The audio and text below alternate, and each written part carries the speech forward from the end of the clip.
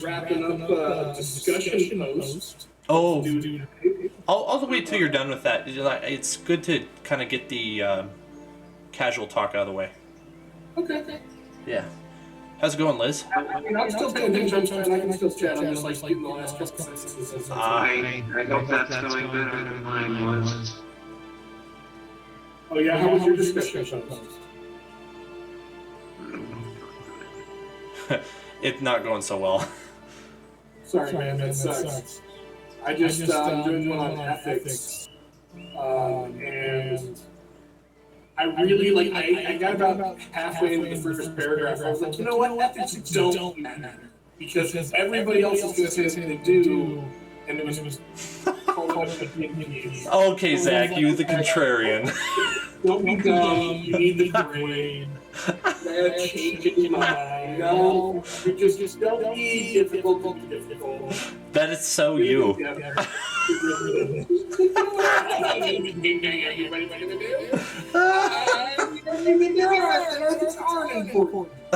Hey, you know what? Even if you don't believe that, that's valuable to argue for, to try to steel man someone else's argument and see how well you can hold up to it. Yeah, I'm really good at playing like this. I know you are.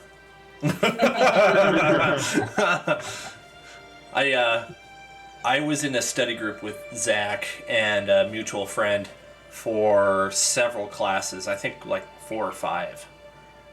Right. I forgot that guy's name a little while ago and it was driving me crazy. Justin. I was so close. Thank you. Brian is close to Justin. We'll end it. That's funny.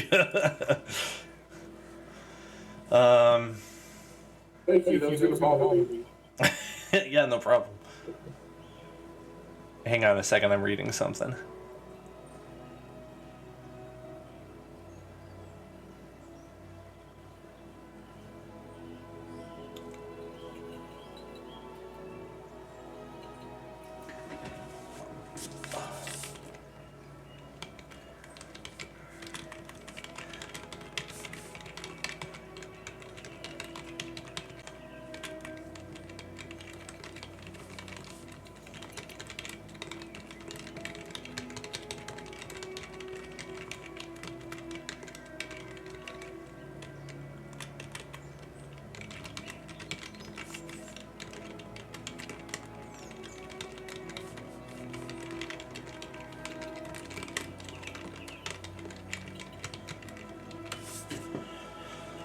Okay, there we go.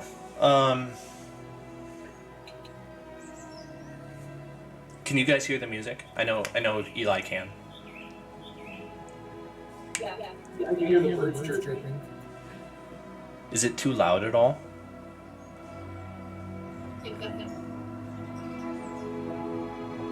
I'm going to be testing multiple systems here. So I have a soundboard with 2 cell phones plugged in, and then my microphone plugged in, and then I have the monitor output so I can hear it, and then I have the actual stereo output going into my microphone. So you guys are hearing 3 different sources mashed together, and then I can adjust the volume levels of anything if it's too overpowering, because like I don't want to be distracting anybody or irritating anyone with having music too loud or something. Oh, hi, Duncan. Duncan, give everybody. He's like, I will eat you, pizza man. Duncan, come here. Duncan was like one of the first bigger dogs that I was exposed to, other than like a one-off in the past, and I was way too skittish when I was over at your house for Star Wars to be around Duncan. Because Duncan is a nice dog. He's not going to hurt me. I just wasn't used to big dog, excited, moves. He's not a slobbery dog, but definitely much more of a cat person. But I've gotten used to dogs since then. Do you remember that time that you knocked Dylan out? What? I don't. Wait, what? How did that happen? So I have pizza too. so you know how Dylan likes to wrestle with Duncan? Yeah. So Duncan just came to the conclusion that every time Dylan shows up, it's wrestling time. And so he's always jumping up on Dylan when Dylan first gets there. And in one instance, Dylan went to sit down on that couch to take his shoes off, or he bent down in front of the couch to take his shoes off. Right when Duncan was jumping up to try to like wrestle him, and he headbutted Dylan. Oh. Consciousness. Oh. And like came to when he fell back onto the couch and like sitting up on the couch. That's hilarious. Oh man, I don't remember that. That's hilarious. I told Dylan, I was like, hey man, if you start wrestling with him when you first get here, you're gonna have to wrestle him every time you go over. Because that's what he's gonna think is happening every single time. You can watch the zone and if you can't respond. That's great. Yeah. I haven't heard from Dylan at all since we stopped, or since he left the campaign, like in 2020, I think. Just so we're clear, Aragorn Dylan or a different A Dylan? different Dylan. Okay. And Aragorn is Dylan. Mm-hmm. Or is it Yeah, he Dylan? is. Yeah. Okay. He stayed up here for a little while. He was doing some work for that same company that I was working for at the time. But let me say, man. Right. I'm in the middle of 2020.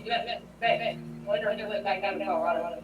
Oh, really? This was Then he left in the winter of 2020. No, I meant 2020. 2021. He left right before I got my job. Right. Yeah, so like 2021, he moved down to Colorado. I don't hear from him very often, but every once in a while, he'll, we'll get in touch, and he's working for a landscaping company down there. Oh, wow. And they do like super fancy. He said like some of the bids they get for the landscaping is like $2 million. Oh, that's significantly bigger than mine. We did a $750,000 job recently. Oh, wow. Still big, but not that big. That's a huge job. Yeah, that's a huge job. Wow.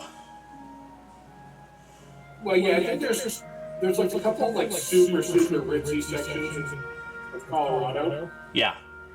and you're talking about like 4, 5, 6, sometimes $10 million houses, right? Like something stupid. And so yeah, they're like they do. It's almost exclusively like super high end, but I mean they do all kinds of. He was sending me some pictures. They like the design. It's like intricate. You know like the paving stones? Yeah. He's like intricate like pictures and designs in the paving stones. Like the way they organize them, they make like patterns and drawings and stuff, or pictures and stuff. Mm-hmm. I don't know. It's kind of cool. Nice. Yeah, it's pretty artsy-fartsy. Cool. Well, I don't know if Dajo's going to join. Are you? Was that enough time? Yeah, we're good. Okay. I'm good too, although I might be a little quiet side tonight. That's okay. That is okay. All right. Well, thank you all for coming virtually. Let me grab the quick note I need in order to get started here. I have so many little notes everywhere. So many notes.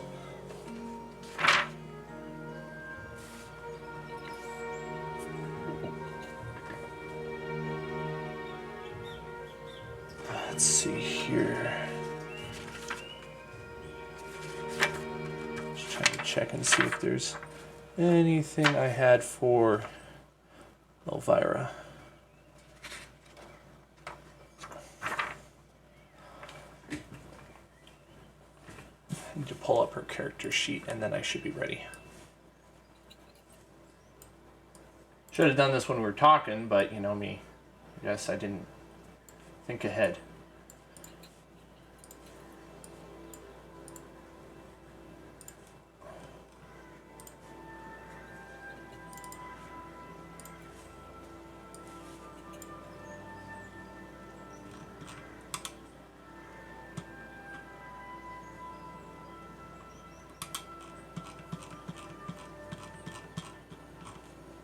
Okay.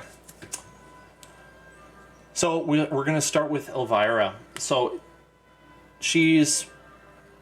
Which region of Faerun are you from, Elvira? This is Starmount with like the high forest, I think. Okay. So you a little while ago, you received word that a rather influential spellcaster had been looking for somebody competent to take on a job for her. She's looking for somebody to subcontract a job that came in from a region of the Forgotten Realms called Chult. The correspondence with you gave you directions to come to her location in Waterdeep. And you arrive there, and an emissary or a servant, somebody working for her, instructs you to follow some basic actions. And before you know it, you have, without any description of what's going on, they have you disappear from Waterdeep and appear inside of a building somewhere. You have no idea where you are. The correspondence mentioned nothing about teleportation. It just said that there was a job and it was going to pay a lot of money. As you collect yourself, you notice you are in a somewhat chilly, very still and quiet building. There's a lot of bookshelves on the wall. It's an extremely clean place of residence or business. You're not really sure what yet. There are a couple butlers in a room just a little ways over cleaning up, and you smell food wafting in from a room that is out of sight. And there is an armchair right in front of you with its back to you. So you see the back of the armchair. And it turns, and you see a young to middle-aged woman sitting there. And she greets you. She stands up and she says, "My name is Sindra Sylvain. Welcome to Chult."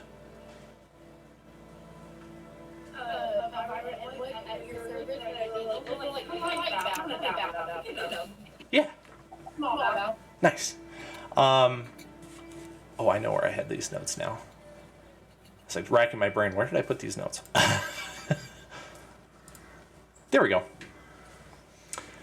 She says, "I suppose you don't know where you are. This is the capital of Chult, named Port Yanzaru. Have you ever heard of Chult before?" I've heard stories of it. Indeed. Are you up to the task for a dangerous job that will pay a lot? You had me a lot. She chuckles. She chuckles good-naturedly. She says, "Very well, very well. If you are able to achieve the quest, the merchant prince who has brought it to my attention will pay you 250 platinum pieces. By taking this job, you would be accepting a 10% fee or 25 platinum to me for securing the job. Is this acceptable?"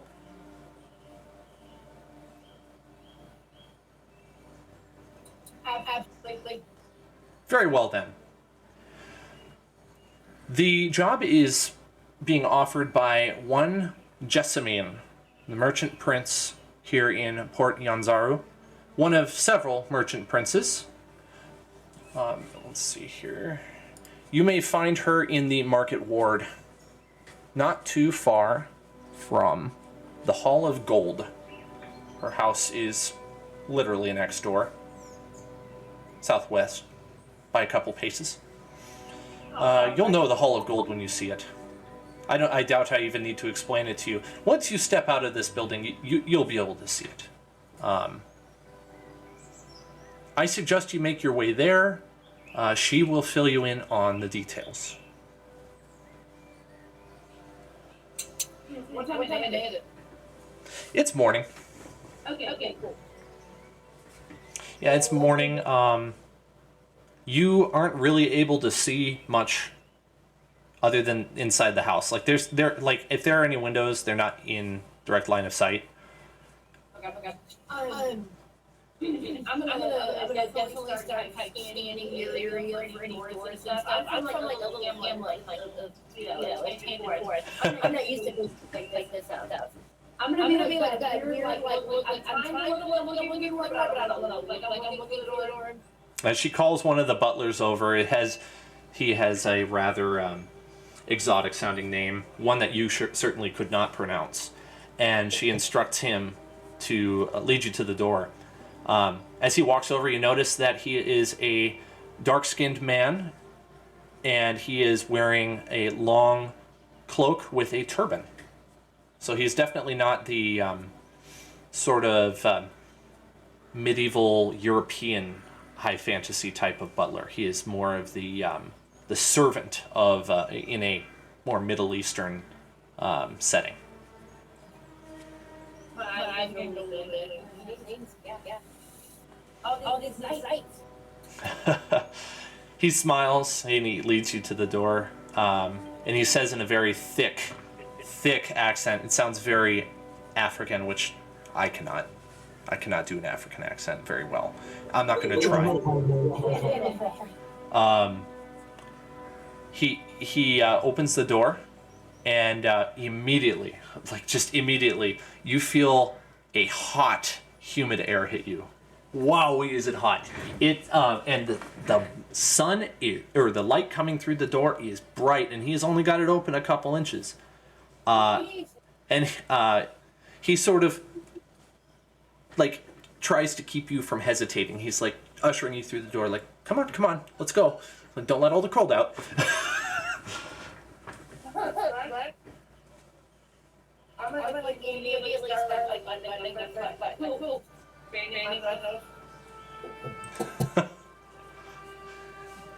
Okay, I should give you the description of outside now.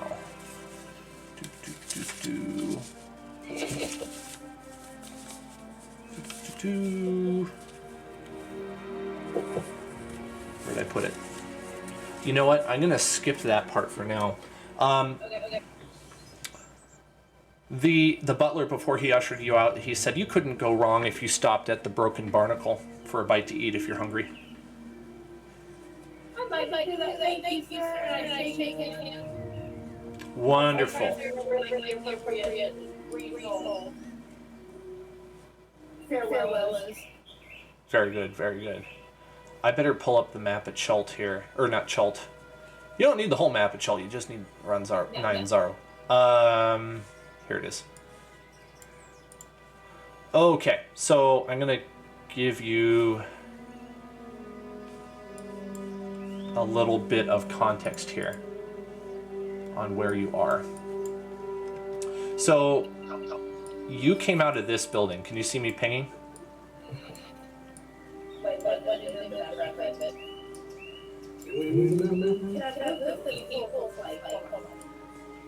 Yeah, I actually kind of want...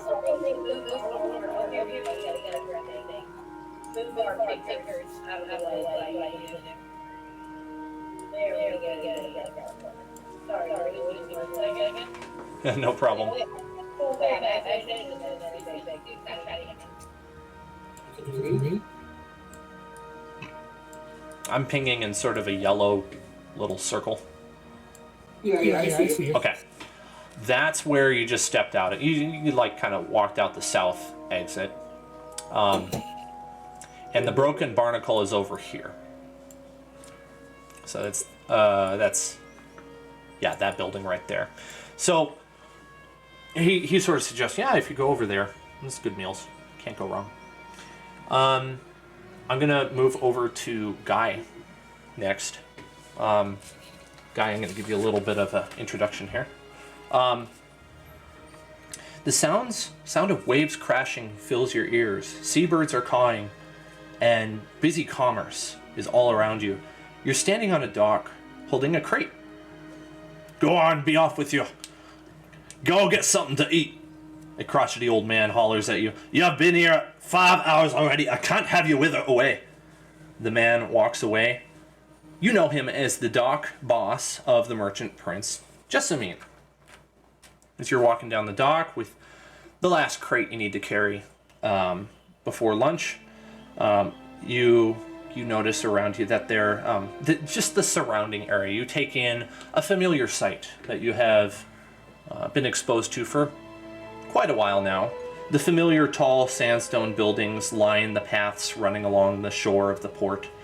There is a wide path that is well traveled with the occasional piece of litter dotting the pathway. Lots of people walking on it. Many different races hurrying by. The people making up those crowds are a mixed group of humans, tabaxi, elves, the occasional, very rare Aarakocra, and several dwarves. Most of these people are wearing very colorful dyed clothing, something you're not familiar with from your original home that you hail from. There are ships of all different sizes anchored throughout the port, each of them displaying flags from their respective areas, their nations. And you also see lots of merchant booths along that pathway, selling things mostly full of very colorful merchandise. Let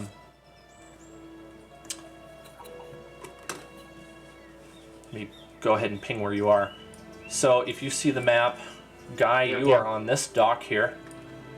And let me get the... Okay, so you know that you're working... Your dock boss is a charge of Jessamine's.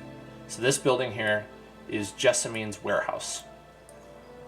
And you're delivering goods to that warehouse. So this is the last crate before you have to. But for that ship, and the dock boss wants you to go get some nourishment. He can't have you falling over. You're no good work to him. You're no good for work to him if you're all skin and bones. But you already kind of look a little bit skinny. You need to get some fat on those bones. What do you want to do? Well, obviously I want to deliver the last crate. Okay.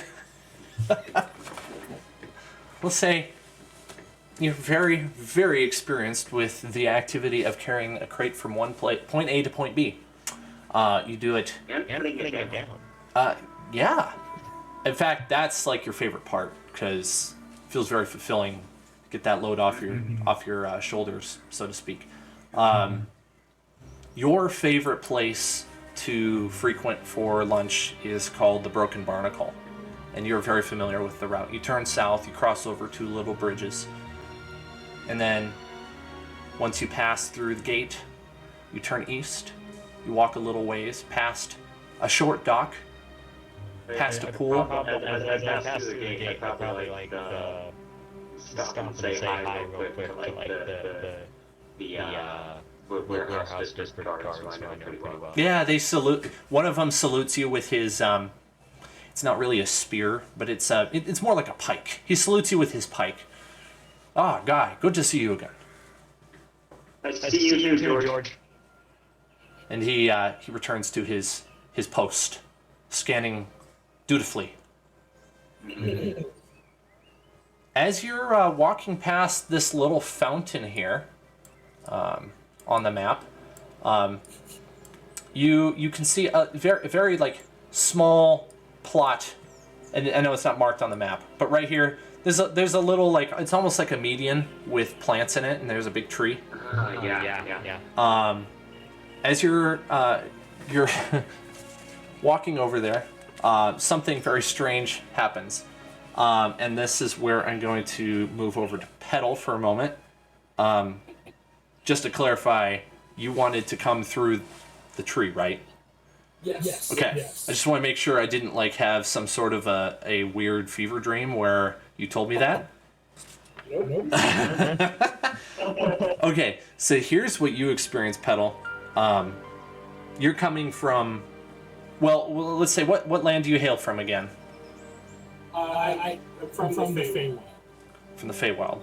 And you are, well, I'll leave it at that. I don't want to give away something incorrect. Let's just say you can fill in details if you want.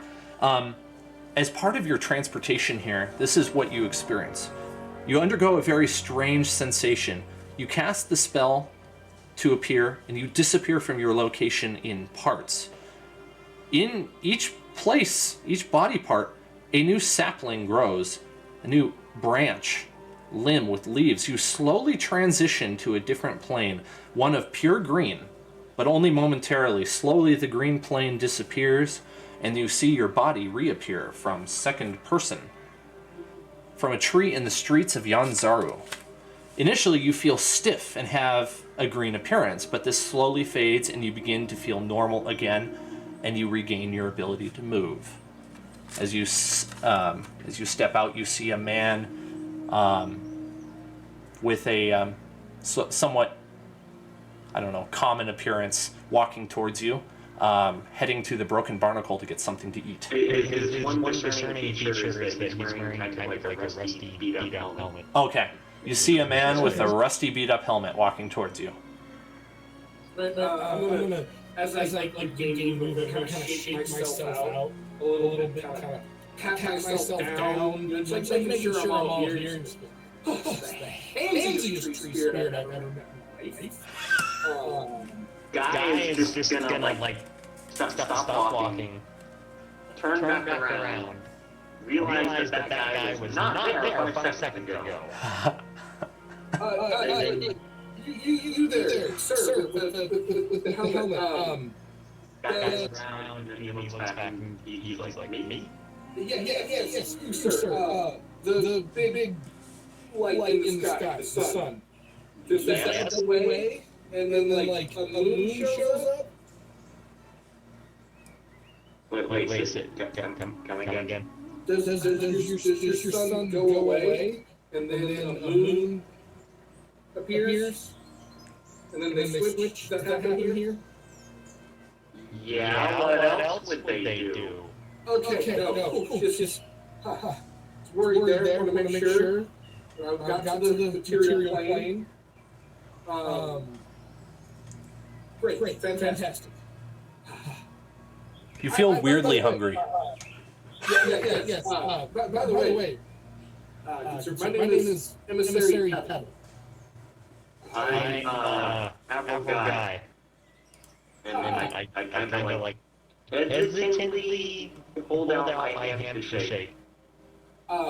He'll quickly reach in and shake your hand. You can tell he has very elven features. He appears to be an elf with several notable exceptions, one being substantially longer and pointier ears. As well as his hair still kind of maintaining a light green tinge to it, almost looking a little bit like leaves. So just the light hints it just right. And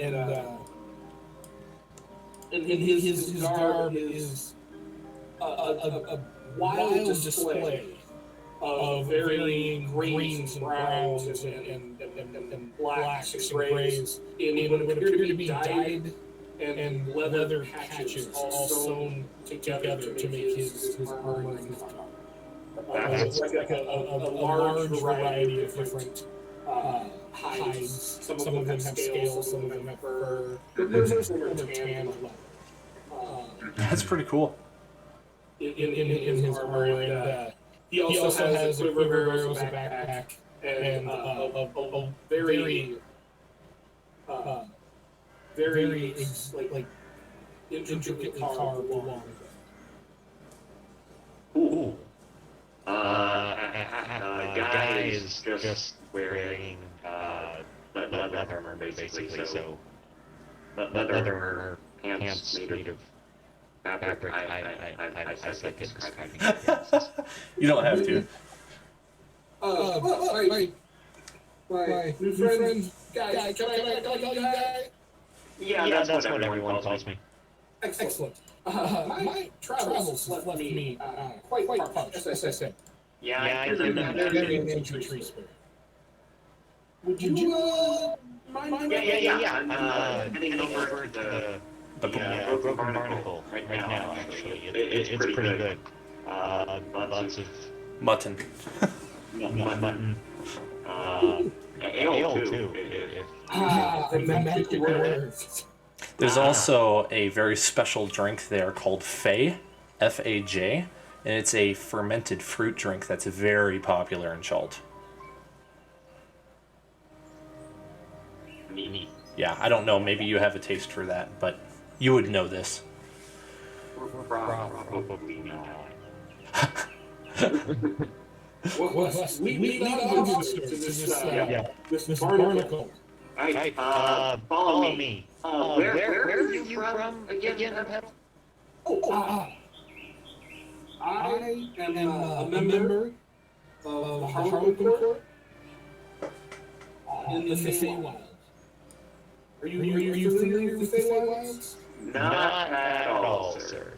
I don't understand it exactly how it all works, but I was told that it is kind of like the material plane, but different. I will take your words for it, Magic Tree Man. Alright. Let's go. Guys kind of like he's kind of flustered. The people can apparently just step out of trees now. He probably would have liked to know that before he left home. I want to go home. He's going to lead on to the Broken Barnacle because that is the polite thing to do.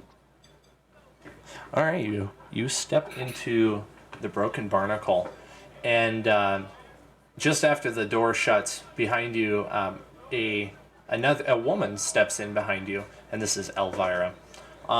You look before you, and there it is, a full tavern. It's very full. There are a lot of people in here. The bartender is busy laughing and joking and talking with people at the bar. There are 3 spots open, all right next to each other at the bar. There's a bard in the corner, singing a song. And as you walk up to the bar, bartender comes over to you and says, "What can I get you?" And Elvira, you feel free to chip in. You're here. You're right behind them. I'm gonna get oysters and ale. Coming right up. My good man.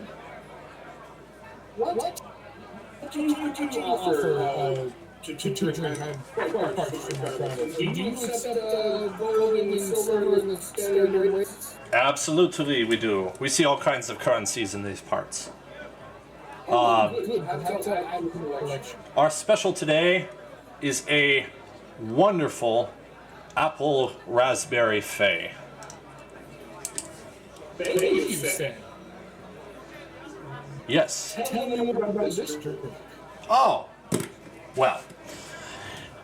It is a favorite of the merchant prince Jessamine. In fact, it is only possible because of her trade of fruits in particular makes it possible to brew this deliciously delectable fermented mead.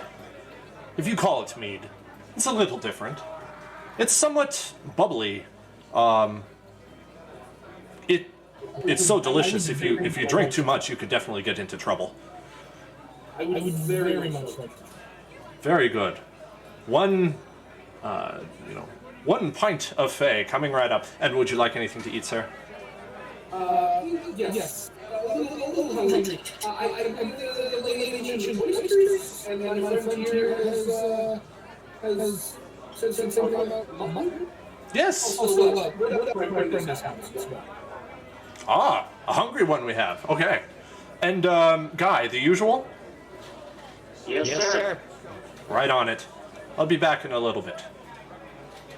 First round is on me, friends. Beautiful.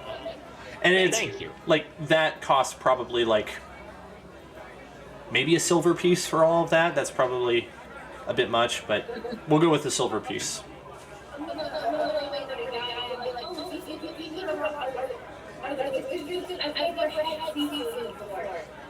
I'm from Egypt and they rain. In the mountains. Okay. I lean back over and I'm like, the oysters, I've never really had oysters from anywhere else, but these ones are, palatable. I still like my mutton though. I'm from Plains. I'm from a small town, like a Plains type of area. Not used to too much seafood myself. That makes sense. One was cool, out. Yeah, that's about the gist of it. Indeed. 1 second, guys. Ma'am, you said you were from Faerun? Yes. Is that the same as the Fey Wilds? No. Oh, okay. Is this no. Chult is well, I think the world is called Faerun. I'm not the greatest on that part of the No, I world. think Faerun is the continent. Is it? Okay. Yeah. It's not so far in the grand scheme of things, not so far away.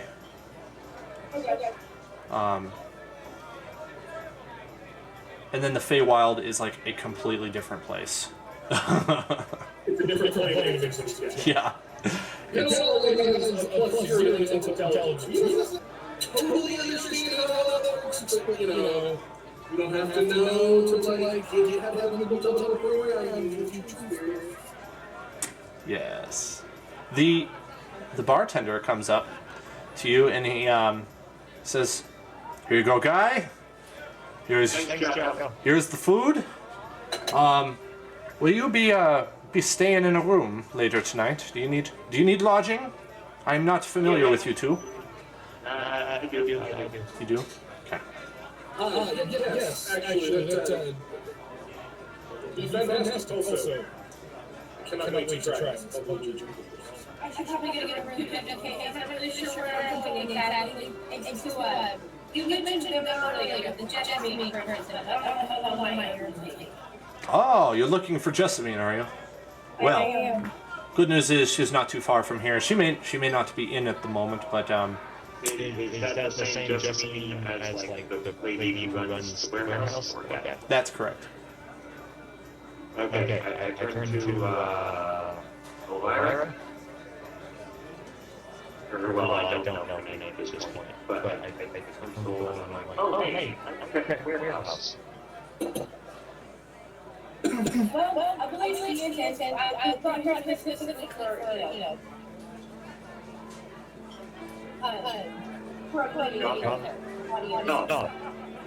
Okay, well, I know where it is. I'm not particularly high up enough to admit myself.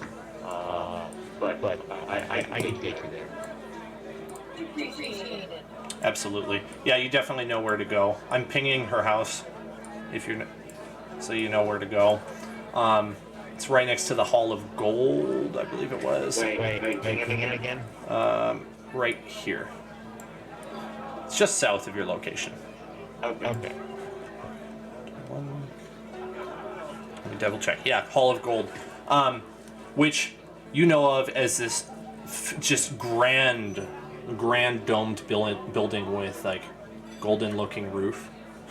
And it's just like, if it's midday and the sun's just in the right spot and you're looking at it, you could definitely go blind. It's so bright.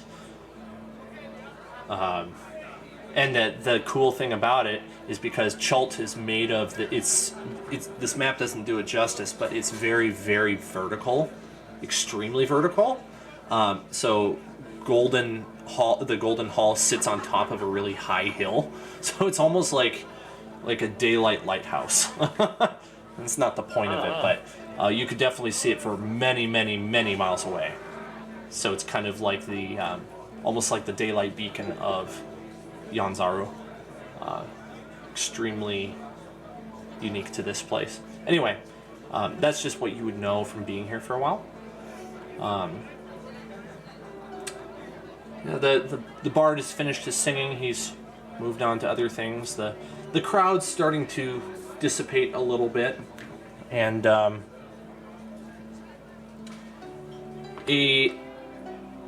let's see what we want to do here.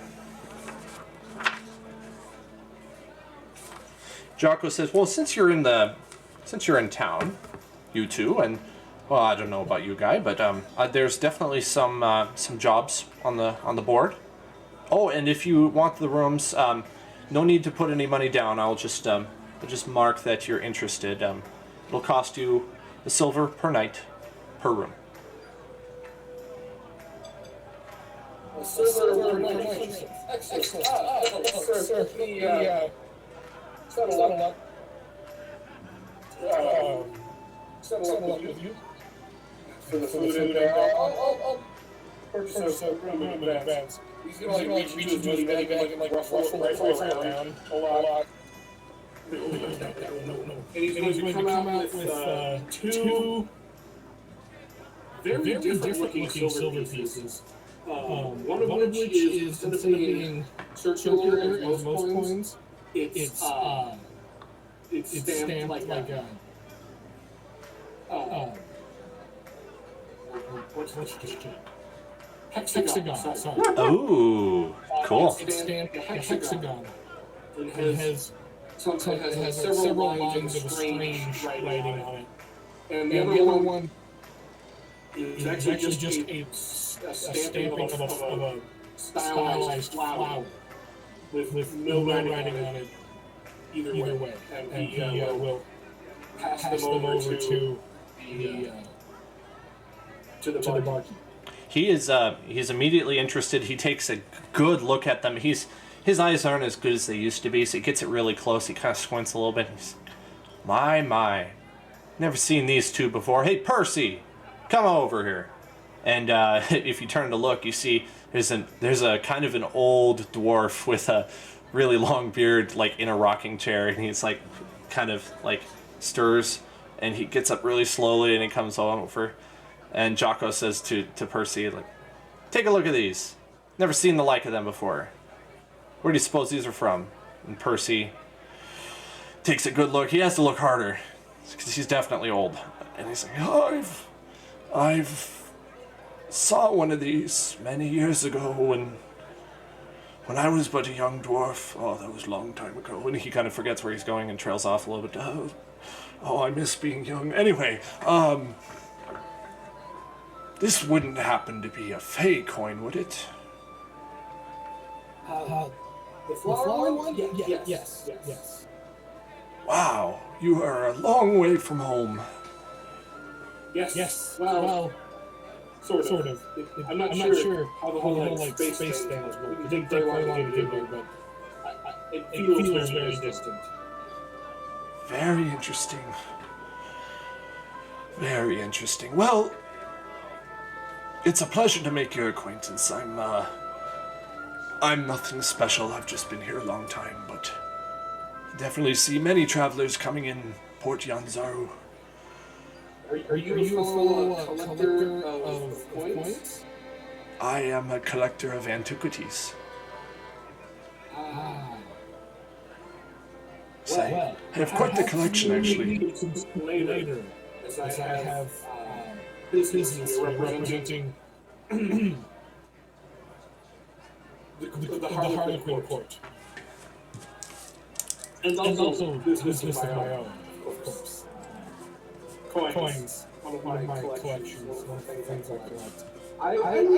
I would like to speak with you today. Do you frequent this establishment? And Jocko laughs and he says, "Yeah, he has the basement, all to himself." Excellent. I am currently renting a room. By you, and I would like to hear more about your work. Discuss some things. Perfect. Okay, just writing this down here. He orders something very, very strange. Like, it's almost like he orders for the the cooked guts of a fish inside of a strange broth with an odd spice added to it that you've never heard. You've never heard of any of these things before. And Jocko's like, "Ugh, that disgusting food. I can't believe you eat that." Takes a few minutes. Jocko comes back with the food. Meanwhile, Percy is like telling you of all these things that have happened, but he seems to like he's either embellishing or he can't really remember extremely well, because some of the stories kind of get really grand and then they to the point of being unbelievable sometimes. But when he switches to a topic of conversation about what he has collected, you immediately trust him more, because like, okay, yeah, he must have these because it's way fresher in his mind. Yeah, he's collected all sorts of things from strange rare weapons, coins like yours, odd potions, some of which are probably no good anymore because they're like 80 years old. Yeah, he's got a couple like rare tapestries, things like that, odd knickknacks. And he says, "Oh, they're all down in the basement, but they don't have like a ton of. They have mostly sentimental value rather than like financial. So he's not really afraid of somebody stealing them." Oh, yeah. No. Like I said, I very much I'll check with the next meal. I'm not exactly sure when that is, but I'll check the next one if you're my treat. Very good. He nods and goes back to eating his weird soup stew thing, making a. Oh, it's disgusting, and he's getting it all up in his beard. And he looks down and he's like, "Oh, save some for later," and then goes back to eating. Yeah, this guy's a little bit of a slob. Yeah. I will not try that particularly healthy. He says, "Your loss." How are the clams and mutton? Oysters and mutton? Well, you two are welcome to describe how you like clams and mutton. The oysters, I think they were, which are they have a very strong shellfish taste and quite salty. And the mutton is like it's like medium well, and it's juicy, and it has a nice brown, crispy outside layer. And it's in between like a couple pieces of lettuce and some tomato. Okay. And on a like a handmade loaf. Ooh. Okay. I'm wrong with the mutton and the extra salty. I'm not exactly sure what this is, but I'll tell you what, I like it. Definitely some good food at the Broken Barnacle. It's a good place. Oh yeah. Awesome food here. Not that I've been to any other places, mind you. And some of them are, of course, the higher, super fancy places that common folk ain't exactly allowed to go, but you know how it is. Jocko comes up to you, Guy, and he asks how your day has been. Like, "Hey, what have you been up to, Guy?" It's been another long day. Same old. New ship came in full of. Is there anything in particular that might warehouse specializes in storing? Yes, it definitely. I have it written down here. You just know that the regular shipments that come in can be anything from fruit, textiles, weapons, or potions. But today it was a ship full of fruit. Some new and exotic fruits. Those were pretty cool to look at. Not supposed to eat them, of course. Last time I tried that, my tongue was purple for a week. I'm sorry. Wait, something. Can we go back to the purple tongue? I think I lost track of the conversation there for a moment. Yeah, I don't want to go back to purple tongue. It was not comfortable at all. What was it that you gave me a purple tongue? I have no idea, and I didn't ask because, you know, I would kind of let them know that I ate something when I wasn't supposed to.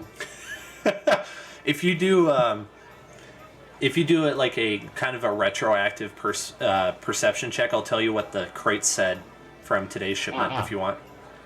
Okay. Yeah, I would like to clarify that I didn't eat anything from today's shipment. This was from You're able to roll dice in chat if you want, or physical. I don't really care.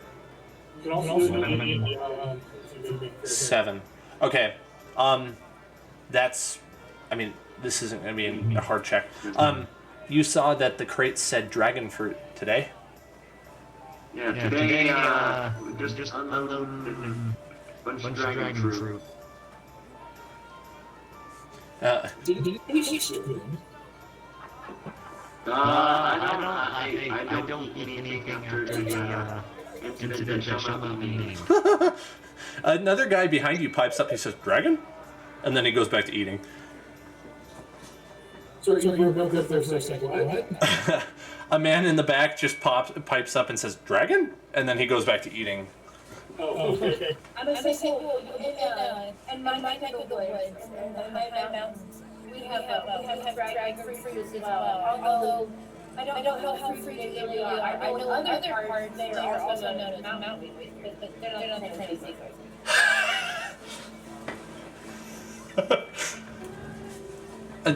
You aren't alluding to Rocky Mountain oysters, are you? Those are so gross. So gross. I've never had them actually. Yeah, I don't know if I want to explain what they are. They're what you take off a bull to make him into a steer. Yeah, there's some crazy guys in Alaska that eat moose nuts. And like, I mean, not me. Yeah. I'm not that desperate. Right. Like, I'm adventurous. Like, unless somebody I know really was like, this is the greatest thing ever, I'll probably not. God damn it, you come back 6 months from now, like, hey man, I broke down, I tried it. Let me tell you the like lemon basil seasoning. Sure, I'll give it a shot. You know, it was a strong recommendation, but just off the cuff, hold on. I'm just imagining that some version of this in-game has been going on too, and Jocko comes up and he's like, well, I've never heard of anything like that, and we certainly wouldn't serve that here.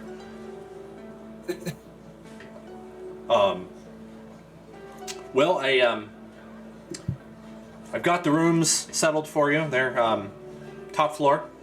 They're all next to each other. You know, the two of you who haven't paid yet, don't worry. Just pay when you get here. Are you in need of directions to Jessamine?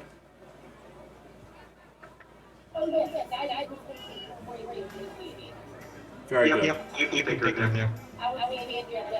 He says, you might want to take a different route right now. The dinosaur race is about to start, and I imagine the pathway is probably pretty full. Oh my goodness! Did you say dinosaur racing? I did. Guy, is there gambling involved? Oh no. Yes. There's definitely wagering going on, gambling going on, yeah.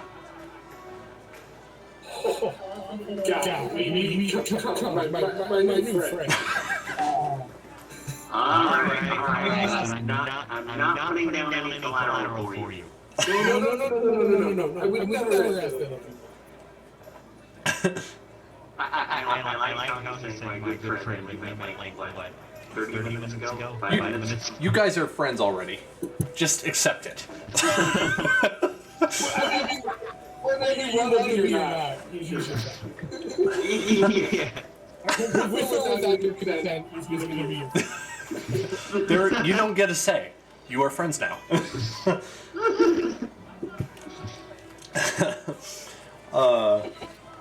He says, "Yeah, if you hurry, you could get to a good vantage point. I've heard that there's a good one on the west side of the wall. If you clamber up there, sooner the better. You might beat the crowds and get a good view of the race. In fact, you'll see a good half of the course from there." Yep. All right. Let's get going. And I'm gonna ping where that is. That's like right up here.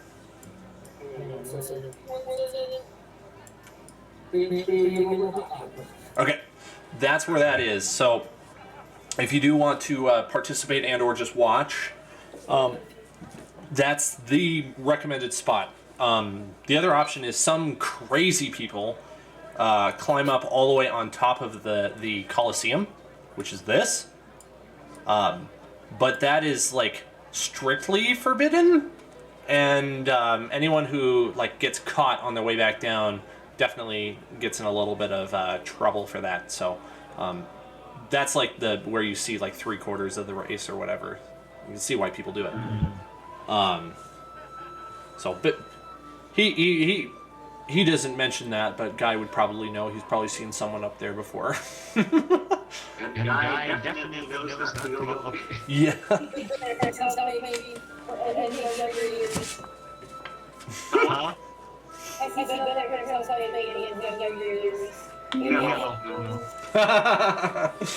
No, he's gonna arrange himself and his new friends as quickly as possible over this.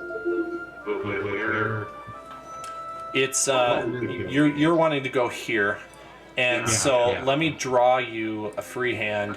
This is click and hold. This is the route you would need to take to get there, roughly.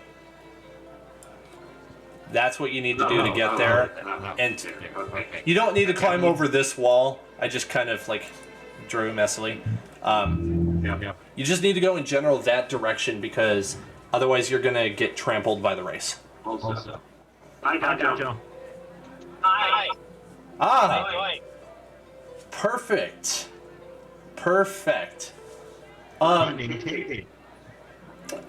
As you guys are getting up and getting ready to leave, No, there's only one guy. you're funny. As the three of you are getting up and getting ready to leave, you feel a little tug on the back of your cloak pedal, and as you look down, you see a 3-foot tall tabaxi looking up at you.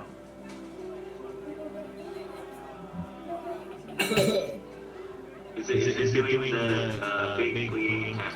Actually, I just realized that doesn't work. It would have to be Guy, not Pedal. Sorry. Yeah, I guess. Does he have the cat eyes? Oh yeah. Yeah, he's got cat eyes.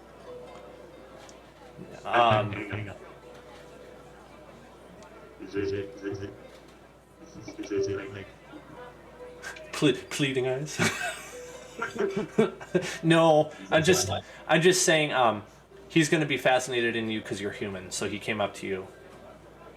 Yeah, that would be accurate. Right. I turn around and I look down and I see the small cat and I'm kind of not because I'm not particularly good with animals. That's my work with foxes and strictly no the dinosaurs. I'm I small cat.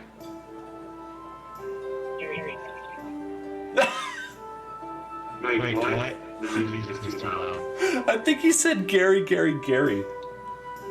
No. what my character said was Gary says hi. Oh. Gary? Yes. Gary says hi to the human. But Gary does not know that he's speaking. Oh, I'm Guy.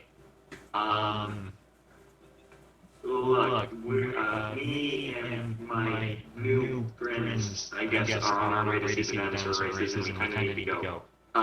Do you want You to have a gun? Yes. come along? I guess. Do you have a guide?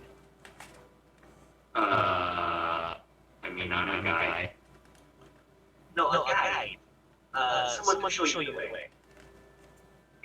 No? Oh.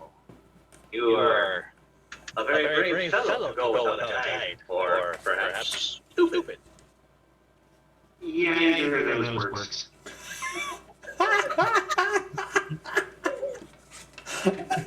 I'm loving this. I know my limits. This is great. It's a dangerous place you're going.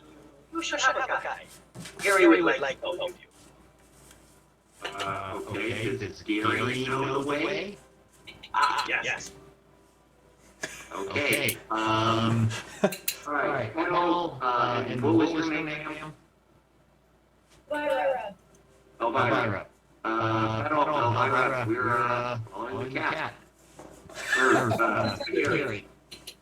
And for Dajo's reference, right now they're gonna walk through town the long way to the wall, climb up the wall, and get a really good vantage point to see the dinosaur races, and then I believe head to Jessamine's place.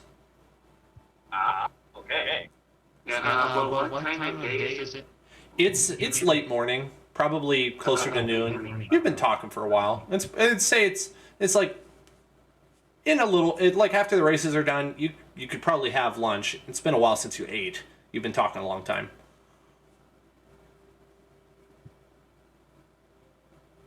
Mm-hmm.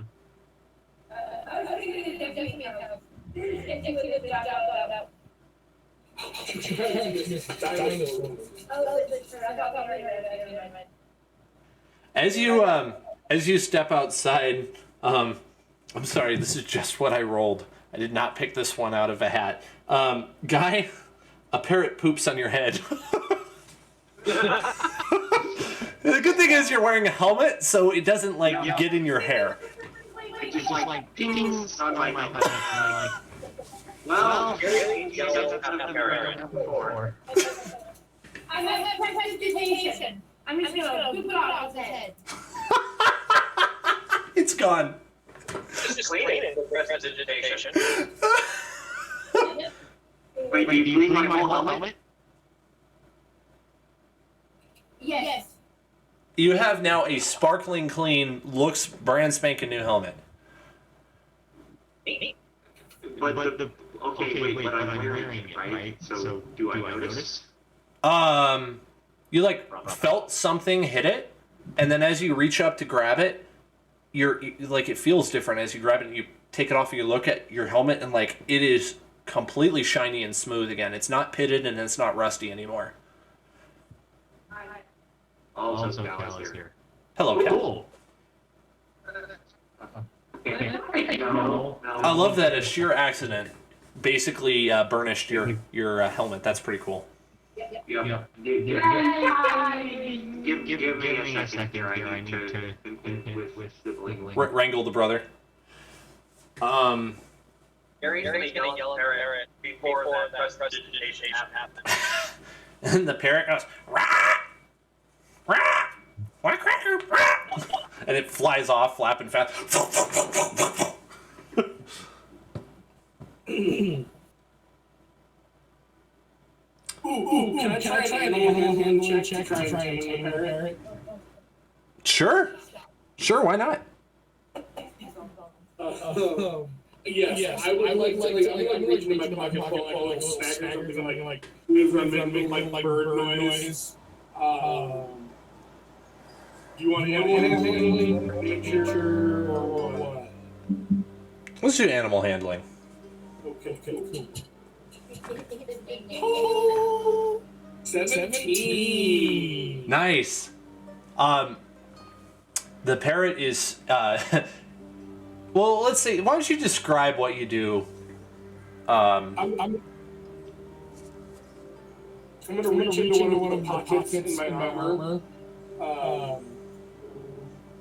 and pull out kind of like almost like I'm doing a magic trick, kind of like pull it out with my foot and my fingers and hold up just like a little piece of bread or something. And when I try to make like a bird call, I can't do a bird call, but Adel is gonna do except the parrot. Yeah, the parrot like does an about face and comes right back. It like lands on your wrist, kind of like a hawk would. Grabs the cracker, munches it, and I don't know if I want to name this or not. I'm just, for the sake of remembering it, just gonna call it Polly. Everyone knows Polly the parrot. Like Polly, and then it turns its head and goes, Rah! And you turn your head and you look, and there's like, not too far away, there's somebody on quite a large dinosaur riding it as a mount. Like, this is not one of the racers. Like, walking your way, like you probably ought to move, or you get stepped on. Okay. Yeah, I'm gonna kind of if Polly will let me, I will carry Polly along with us all the way and periodically I'll like give it a little sip of bread or something out of my pocket. Absolutely. I love making new friends. This is the start of the D&D game where every time we encounter an animal, it becomes a pet. Because that's what happens in D&D. And I'm okay with that. Admiring his shiny helmet, he turns to Myra and is like, you know, this used to belong to my grandfather, and I don't think I've ever seen it this clean and shiny. Thank you, man. Yeah, you see an emblem in it now. Oh, really? Yeah, it was covered up by pitted rust. It's like, well, it can be whatever you want it to be. Something cool. Something very meaningful to you. Maybe it's a message or something. Like, yeah, there's a little engraving of an image, and then below it there's like a little phrase from like your grandfather's wife to him or something. Something that he would look at to remind himself when he was in battle to be brave and courageous. Okay, so you're traveling through town, and all of these, it's like the streets are super packed. Like everybody's walking to the start where the dinosaur races are going to be, and there is there's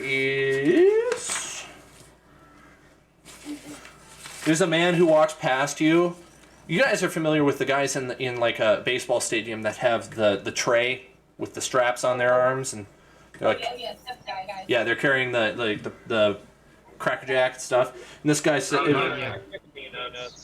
yeah, and this guy walks past you, and he's like, fried grung legs, baked almirage, Dilophosaurus ears, and he continues walking on. All these exotic things that you've never heard of before. Broken Marley goes better.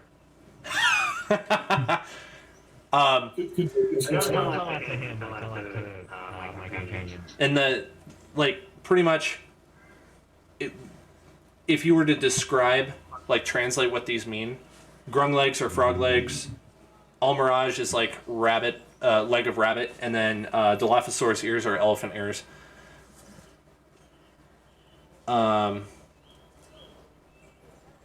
Okay. I'm gonna have you guys.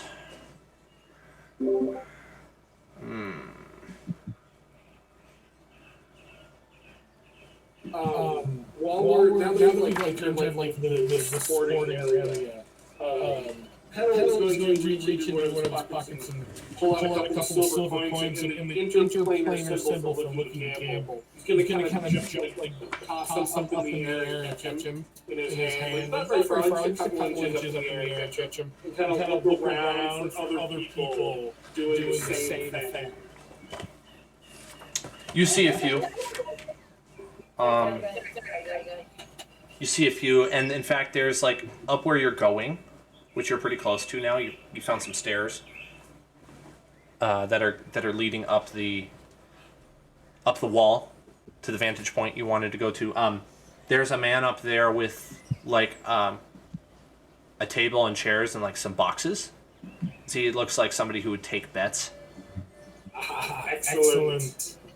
Bookie. Come. Yeah, you must tell me.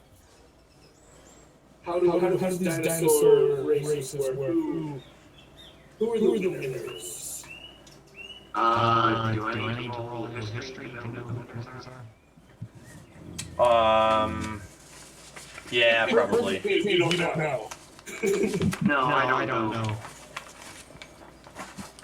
Yeah, that's a fair answer. If you don't know, you don't know. Okay, so I'm gonna go ahead. Well, wait, do I not know or am I rolling history? It's your decision. You can say I don't know, or you can roll and then let the dice decide. I got mine.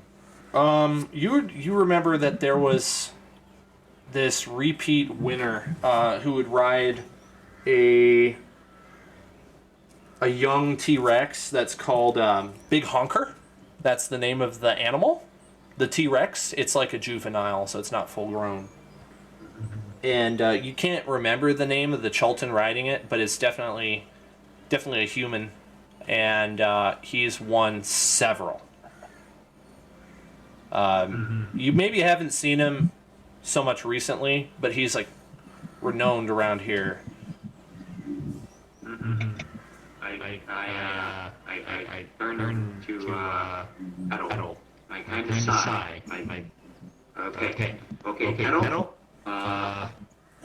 Now I'm not a gambling man, so I'm not gonna condone what you're doing. But if you're gonna go do it, Big Honker has Big Honker the T-Rex is repeat winner from my memory. Excellent. Pedal is going to approach the book. My good man, I understand that you're the first person to speak to if one wanted to place a friendly wager. Indeed. Your bets may range from... Oh, where was it? You may wager anything from 1 copper to 500 gold. Your call. Yes. Well, how about perhaps 2 silvers? I hear Big Honker is the man to beat. Indeed. Yes.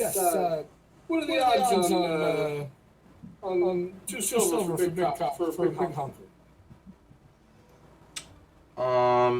This is where my knowledge of gambling is very small and is going to make this difficult for me. So let me see if I can understand the table well enough. He's gonna like.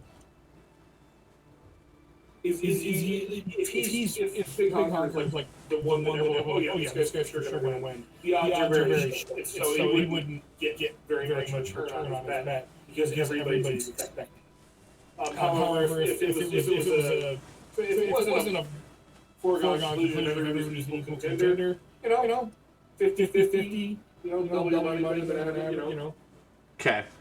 He's basically going to say, like, yeah, Big Honker's just expected to win. So the next, there's some up and coming contenders.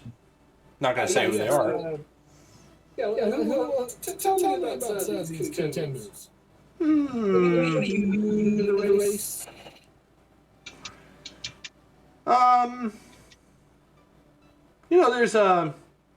There's a smaller Triceratops that's been running a streak recently.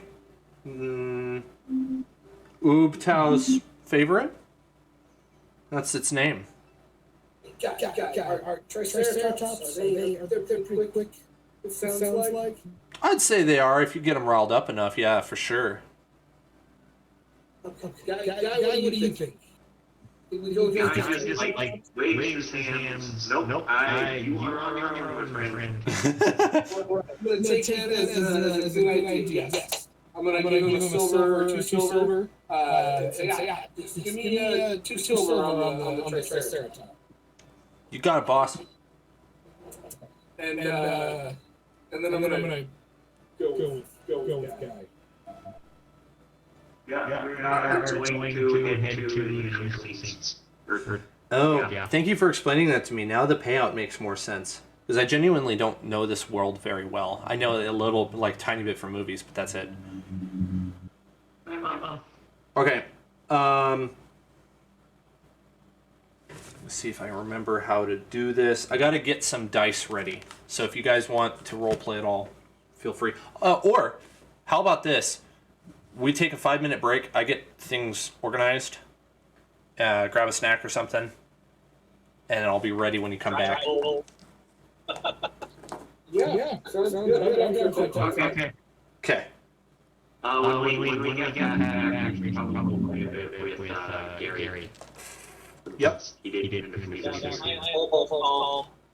Perfect. Okay. Perfect. That's awesome. I'll get things ready while you guys are enjoying a tight 5.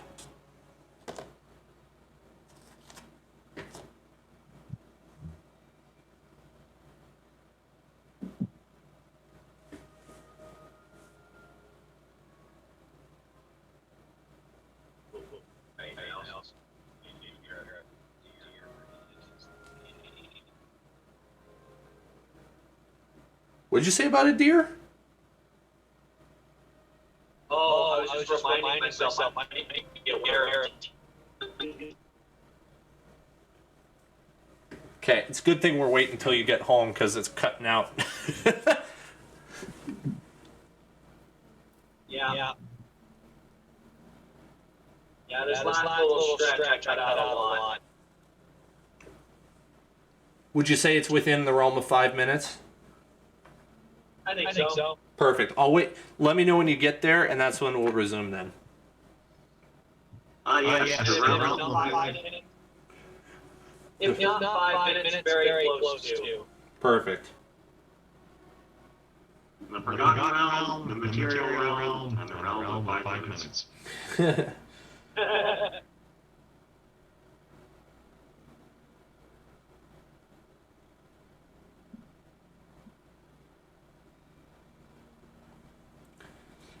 I learned sports ball term. What? I am 5 football minutes away. Because, pause it, All right, I figured this out, so I'm going to run to the restroom now.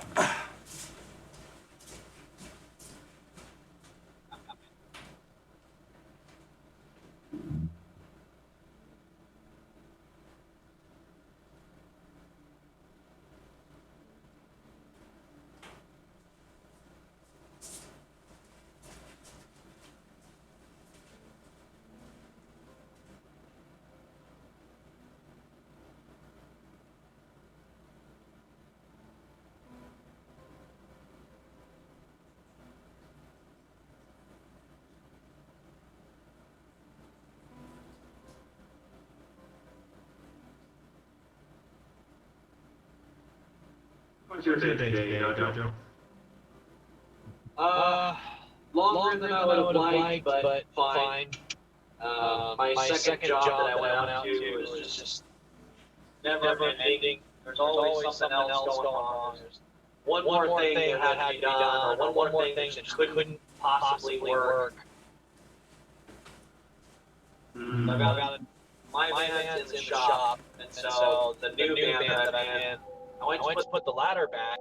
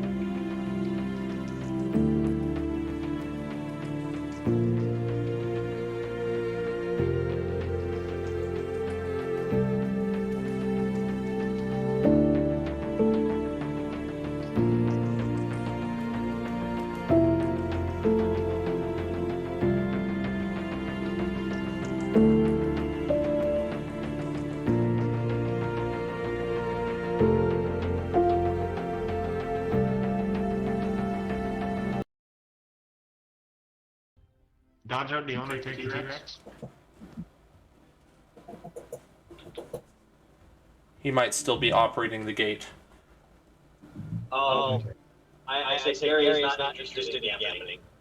No. This is Just controlling the dinos, deciding how the race goes. Oh, man, I have no idea. So you're not like in character though, but like we're just rolling. Liz is roll for the other one. Okay. okay. I can add 2 more dinosaurs if you two want to participate as well. Ooh, yes. Okay. Let's see. We have. I think this would be fun. A Hadrosaurus. That's an herbivore. It's Hey. I believe it's a 4-legged, but it runs on 2. Yeah. I'll just let you explain. And then there is a Allosaurus, which is very comparable to a small T-Rex. They're more pack animals. T-Rex with 3 claws, basically. Yeah. I think those 2 would be fun. So it'd be a T-Rex, a Trike, a Hadro, and an Allo. Aloe vera. Aloe vera. You want the Allosaurus? I guess. No, I'm gonna do the Hadrosaurus, man. Okay. Okay, I'll take the last one. Okay, so then Eli, you get the Allosaurus then. Zach gets the Trike, and Liz gets the T-Rex. Okay, so I'm going to give you numbers. So just remember what your number is. This is the skill check. You have to beat this DC in order for you to gain ground. So Allosaurus, that's Eli? Yeah. You're going to need to beat a 16. Oh, well, okay, I guess that makes sense. Hadrosaurus, Dajo? You're going to need to beat a 10. Triceratops, Zach, you need to beat a 14. Do I need a plus modifier or anything for our animal?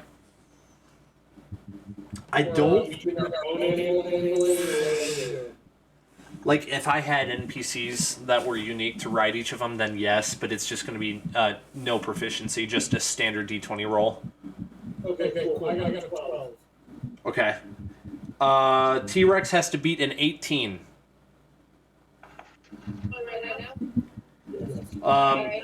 So I haven't technically started yet. Let me double check and make sure.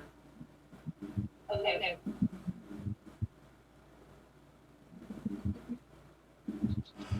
Okay. Gonna make a quick correction here. You just have to beat a 10 to get speed. Okay, cool. Do I what? Hang on. I better read this completely, because I forgot how it works. Okay, I got it now. Okay. Here's how it balances.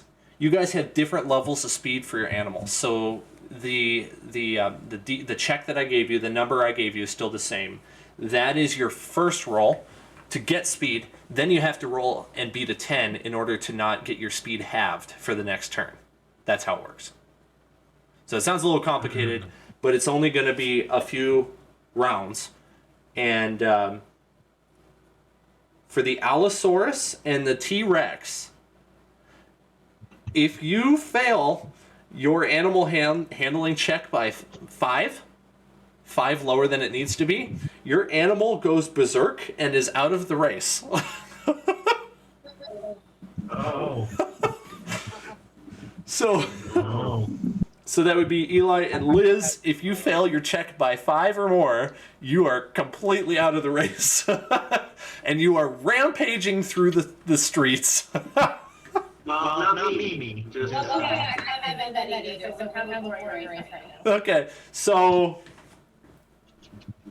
what I gotta clarify one more thing for myself. Okay. No initiative, but there are rounds. So go ahead and roll all your numbers and tell me whether or not you passed the number I gave you. And if you need a refresher, I'll let you know what it is. I failed by 3. You failed by 3? That's not so bad. I failed by 2. So I don't need to get my number, right? Correct. Okay, yeah, I failed by 2.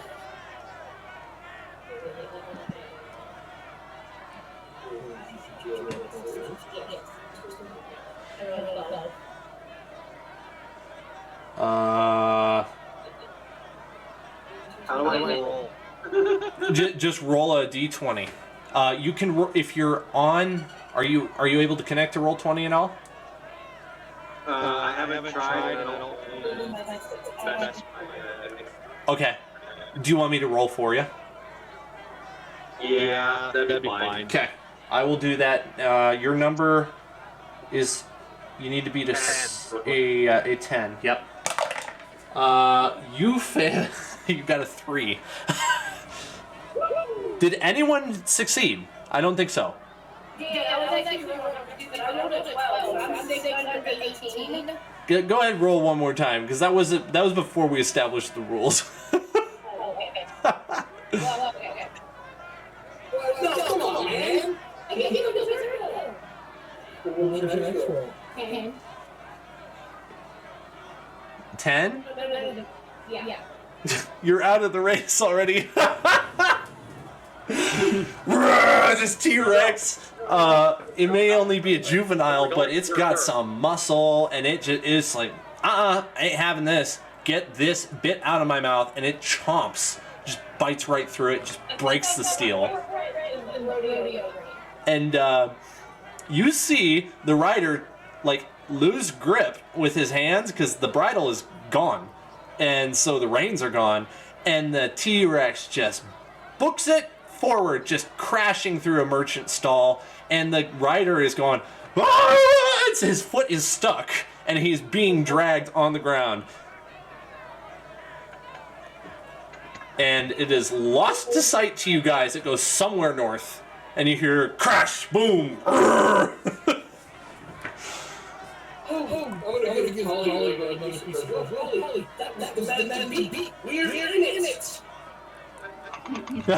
He's right. The guy just like kind of shakes his head. This is gonna go well. Okay, everybody roll a, other than Liz. Liz, do you want a new dinosaur? No. Okay. Everybody roll and try to beat a 10 this time. Okay. Gary succeeds. Gary got a 15, so he's good. What if I got a 2? You got a 2? No, a 10. Oh, I like to give tiebreakers to whoever's rolling, so I would say that you're good. I failed by 11. How can you be -1? What? Oh, no, wait, sorry. Okay, 10, sorry, I was operating on 16. I failed by 5. Oh. This time you're just beating a 10, sorry. Yeah, I rolled by 5. Perfect, okay. So your speed is half, now remember that. Okay, everybody roll again, this is your second round. I thought that was also Bruiser. Not for that roll, no. Okay. That was the end of the round roll. That it doesn't count in that case. Roll the beginning of round 2. So now you got to beat your DC. Hadrosaurus gets 40 feet. Can you write that down, Dajo? Yeah. I rolled a 15. You're the Allosaur. Nothing. You don't even budge. Let's just say, like, you guys, like, you are moving, you're just moving so slow. You're just like, I couldn't care less. I don't know, I don't care that you're trying to get me to go. Like, I'm just gonna wander through the town as slowly as possible. Meanwhile, the Hadrosaurus is like, yeah, let's go! And it is like a quarter of the way through the race already. I like booked it. What'd you get, Zach? I got a 5. Well, good news is yours doesn't go berserk. You just barely get any ground. You and the Allosaur are like neck and neck in the back.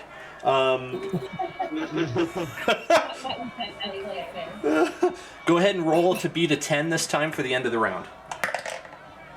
And you're good, Gary. 16. Perfect. You're back to full speed? You're half speed. Okay.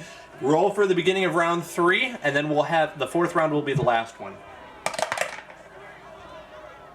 Gary gets a 15. Nice. You just charge right on. I got a 10. Do I also fail by... Do I also go berserk? You go berserk. This time, Right. it's either what... Do you want to explain it? Yeah. Yeah, do it. So the Allosaur, obviously inspired by T-Rex's bout Bout of rage? Yeah, great freedom. Great freedom. Also, throws off like its own rider. Like it kind of big shakes back, and the rider is like kind of hanging off the side, his foot stuck in one of the Stirrups? yeah, stirrups, those things. We should know what that is. And then it just like roars and then takes off after the T-Rex.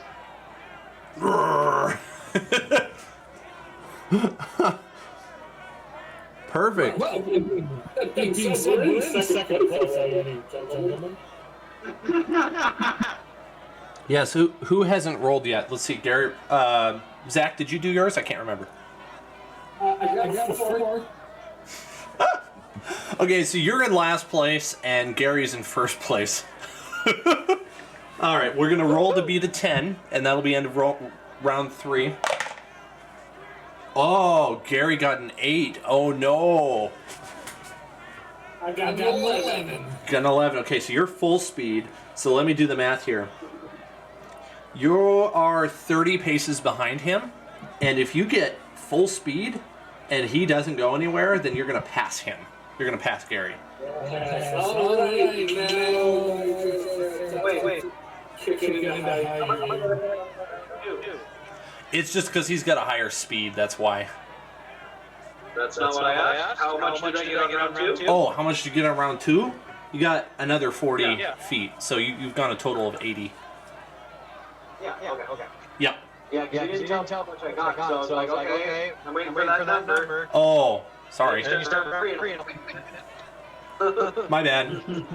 And the feet are kind of arbitrary anyway, because it doesn't really translate to the actual distance. It's just a number to see who wins. Cool. Let's start around 4, which is the last round. 14. But you only go 10 feet, or 20 feet, because your speed is half.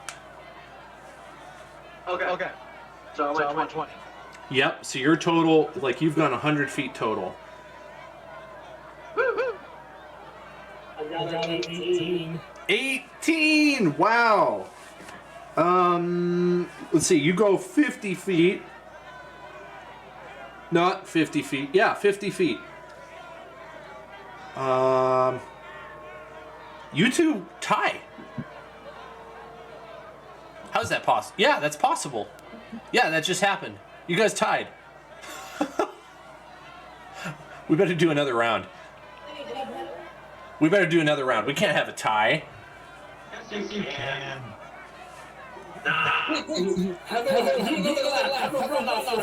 Yeah. Okay, roll to be the 10. Gary gets a 19. Nice roll, Gary. Nat 1. All right, well, let's see what happens. Roll one final time. Let's see what happens here. Oh, no. Gary, you don't go anywhere. 15! And you get 25 feet, so the trike wins. I'm gonna get He only so that roll was to determine what his speed was, and his speed was halved, but he actually got distance, and this time you didn't roll high enough to get distance. Oh, okay. And that's the game, and everybody's astonished in the crowd. Like, the crowd just goes silent because Big Honker just took off. The Grung Stomper then keeled off after him. And let's see here. Ooptow's favorite is the winner. And then a couple people like hurriedly run up to go claim their wager, their what do you call it, their payout. I'm gonna turn to my voice. Look at Freddy, my friends. I'm gonna wander off to collect my wager. Yeah, 200 divided by 7. That's your payout in copper, plus your original wager. Okay. So I'll let you do that since you're a fellow accountant. You know how to do that. Yeah. I'd say for my first time running dinosaur racing, that wasn't half bad. That was a little confusing. What?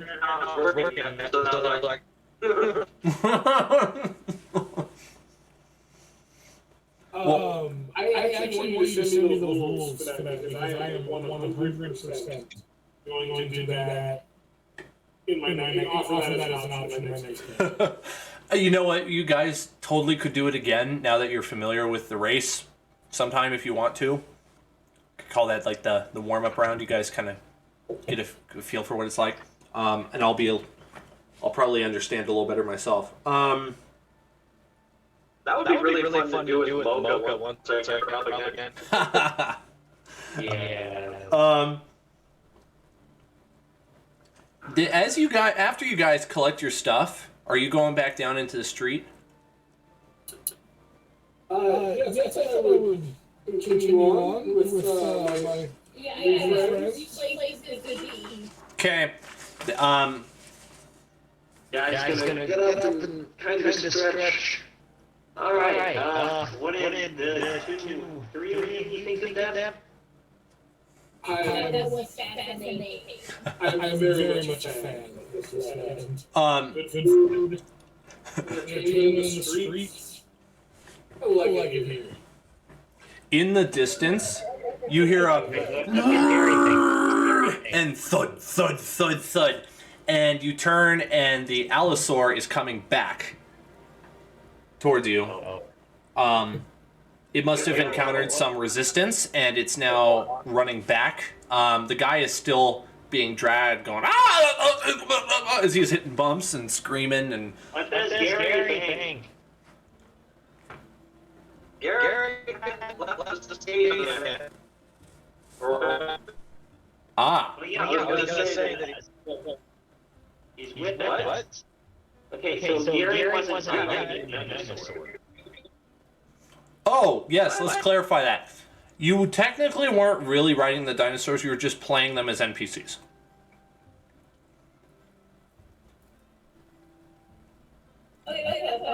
Yeah. How do you becoming this? He's just running loose in the streets. Because he So Gary has been up with us in the stands the whole time.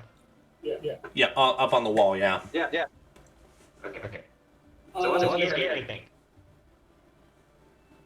Gary just kind of shrugged. Guy is going to look at the dinosaur, and then he's going to look at his three friends, which are all which is a 3-foot tall cat, and our both Elvira and Petal, Petal has like those super long elven ears. Elvira has the same kind of thing. Very good. Maybe like slightly elvish. You're like maybe. And then Gary looks at his companions and looks back to the dinosaur and is like, this has been a weird morning. The allosaur stoops with its mouth wide, roars like a guy runs panicked from a door and goes, ah! And the allosaur just grabs him and chomp.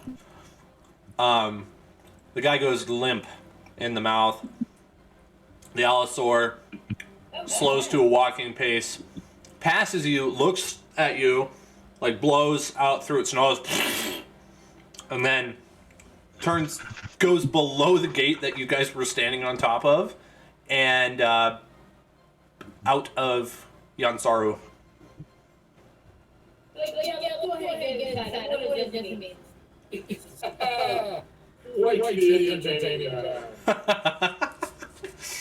so where's the dinosaur? The dinosaur just grabbed a snack, looked at you, huffed, and then went out of town, away from you.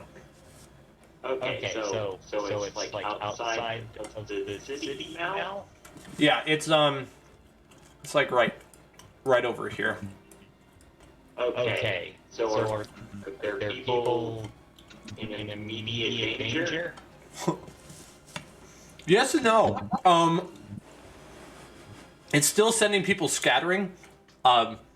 You know from context that this is like somewhat regular of an occurrence. And they're okay with it, otherwise they wouldn't sanction these races. And there's like a team of people running behind it going, ah! And they're all holding spears, really long spears. Oh, okay. So And nets. It's other people's problems. Yes. OPP.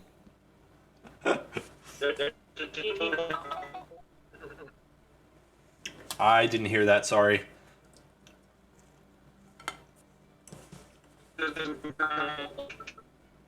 Uh-oh. He's a robot taxi.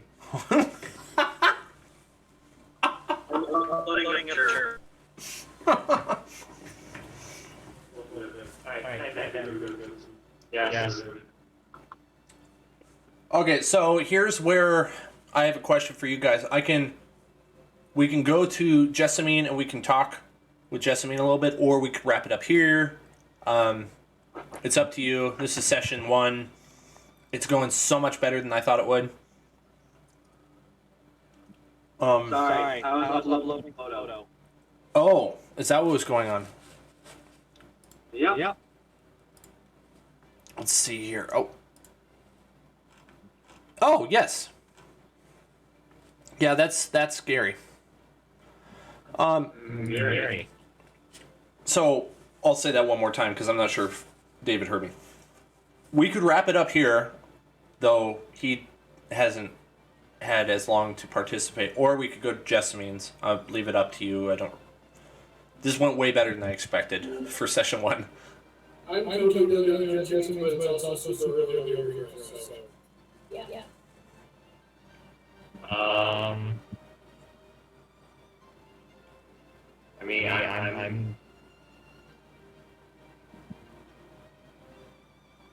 don't know. Let's I'm ready. I mean, if you guys have to go, I get it. let's keep moving. Let me know if you want to let's stop. keep moving. We haven't gotten to do much with Gary yet. Yeah. Cool. As you, I want.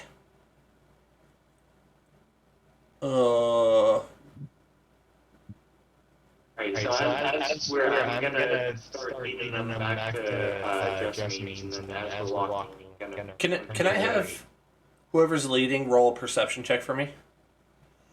I think we're following Gary, right? Or guy. Because guy knows where the house is. Yeah, I know where the place is. Could you roll a perception for me? Sure. I roll. Well, it's not a bad roll thing. I just want to know. Hey. Okay. All right. I would want to know that Gary is being alert for any dangers that this guy might encounter. Because he's human. Uh-huh. instead of a perception, can I have Gary roll a... Let's do an insight, I guess. Insight check. I don't know what your multipliers are, though. Your modifiers are. Okay, let me actually check up on that real quick. Okay.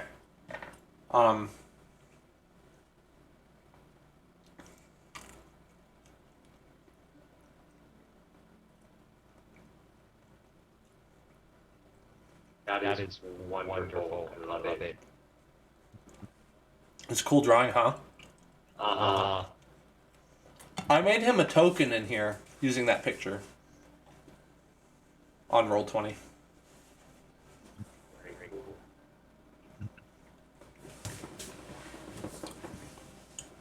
Okay.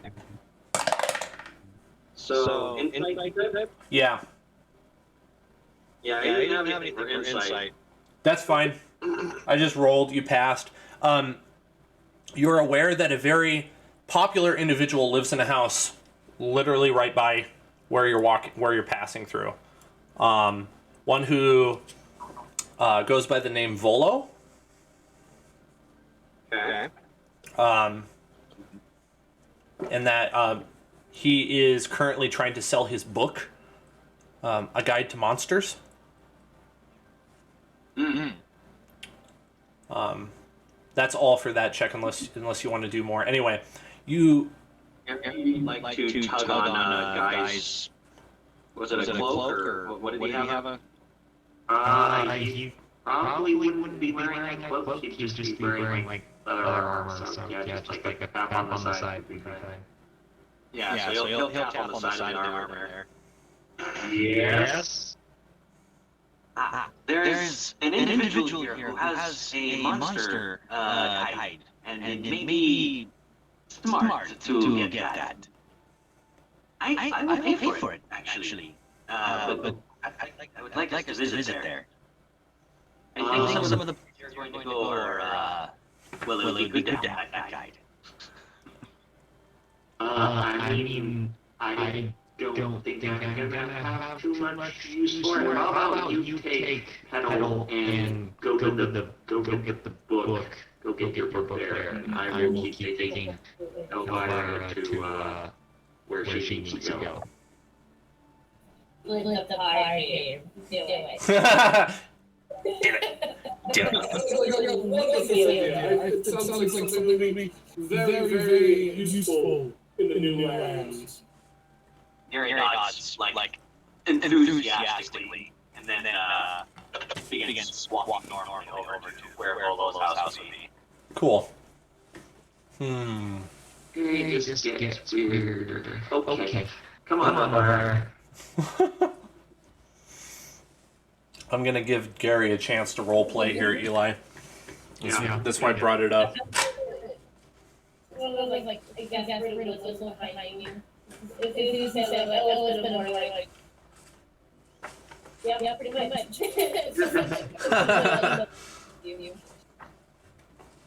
Yeah. As they walk away, those are white. That's my favorite right there.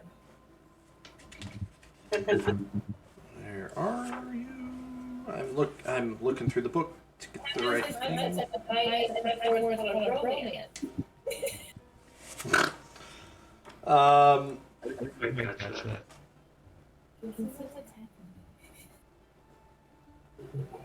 Where do... Oh, 24.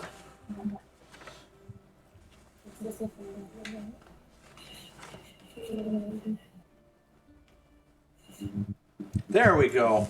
I found what I needed. Okay. Good.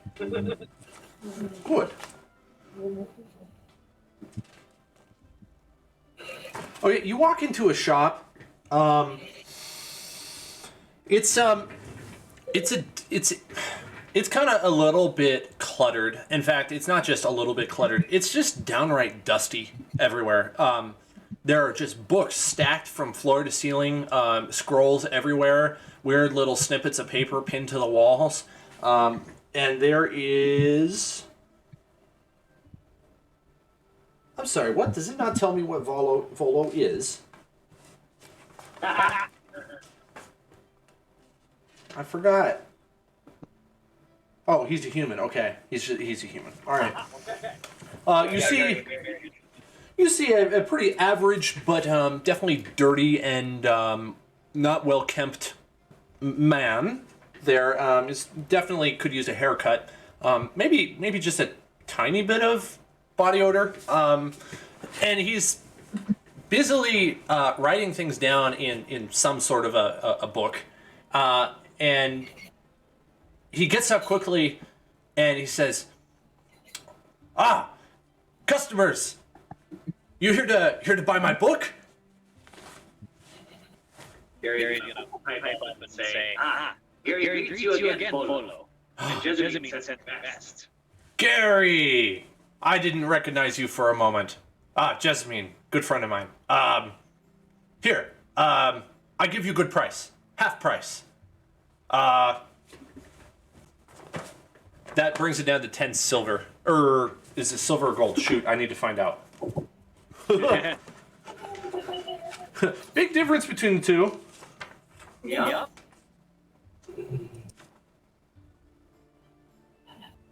It'd be 25 gold. Gary's gonna, and then he's gonna kind of like scrunch his face like, ooh. I would be happy to pay the 25 gold, my good sir. Wonderful, wonderful.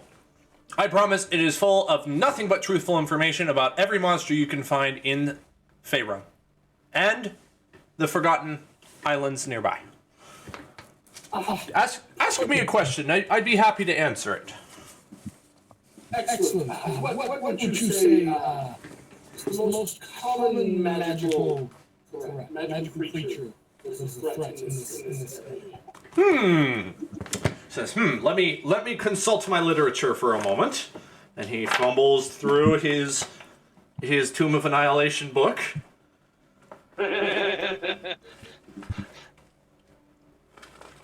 Most common magical creature, you said? Okay. He says, would you include creatures that have been transformed by magic, in a manner of speaking? Absolutely. Very good. You will encounter many undead here in Chult. Ranging from zombies, skeletons, ghouls, the like. Varying types and original creature variants. Some say there's even a Tyrannosaurus Rex zombie out there. I haven't seen him myself, but I'm sure that's true. Interesting. And do you know of any local birds or creatures that are particularly hardy for fletchings? Are you familiar with making those? I am. I've heard that the feather of a flying monkey is particularly good for that. Thank you, sir. I'm going to scribble that in the book. Like inside the cover somewhere, like making it like flying monkey feather. Oh, and he says, I almost forgot. Quick, let me get my quill. And he runs over, he gets his quill, and he says, give me the book.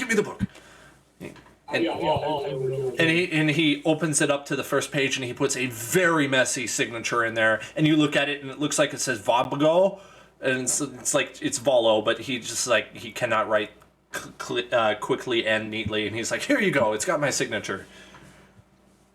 That's how you know it's one of a kind. Absolutely. First edition. Absolutely. Top of the line. Never find this information anywhere else. Anything else I can do for you fine gentlemen? I mean, I'm good. I'm gonna leave the guy. Gary. Gary's gonna shrug and be like, yeah. Well, pleasure to see you again, Gary. Give Jessamine my respect. He'll do a little bit of a bow, and then he'll be ready to leave. Excellent. Toodle-doo, and turns back, and he goes back to his book, spills the tea all over the table, goes into a frenzied panic, Ah, where's the towel? As you're leaving, just you hear cacophony, just chaos everywhere as he's knocking over things. No, that was an important document. No.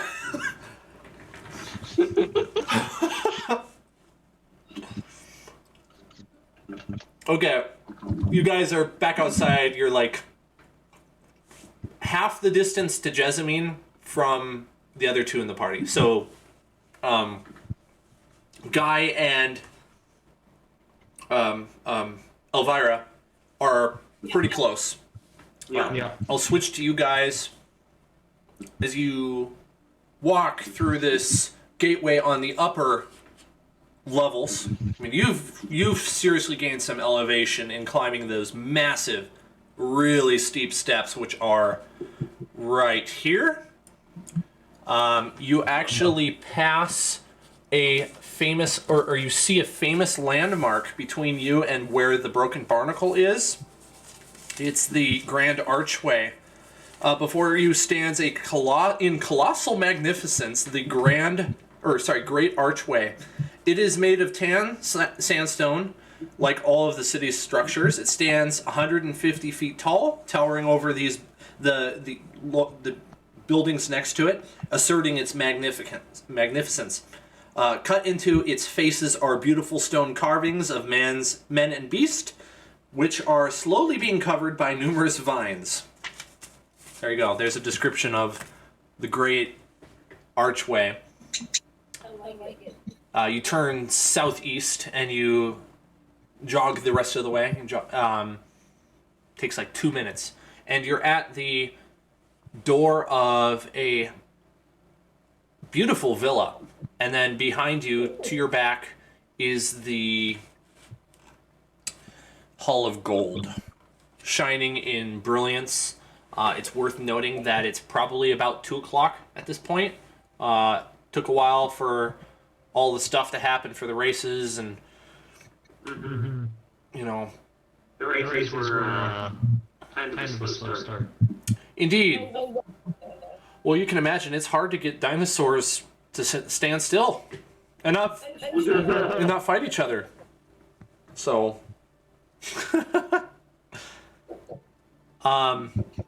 you're standing in front of the door. What do you do? I'm not, or like signal somehow that I'm there. Okay. There's like a very ornate knocker, door knock on there.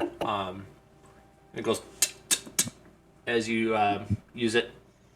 A few seconds later, you hear the creak of the door, and a servant comes to the door. Who are you? Hello, my name is I'm here just I was sent by what's your name? Syndra Sylvain. Yes. Ah, and you? She looks at Guy. I'm Guy. I work down at Disney's warehouse, but I'm just here to show her the way. I can wait in the area if you need to. Oh, well, step inside. Let's not let the humid air inside. She lets you in. You step into the entranceway. There's a nice little spot to sit down. Give me a second. I think I have a map for you. I should have a map. If not, then I will figure something out. Oh, yeah, I do have a map. Cool. It's taking a while to load, though. There we go. Now I need to hide some areas, so one moment, please, while I put on some Fog of War. Yes, the best mechanic ever invented. Well, it's technically not Fog of War, but...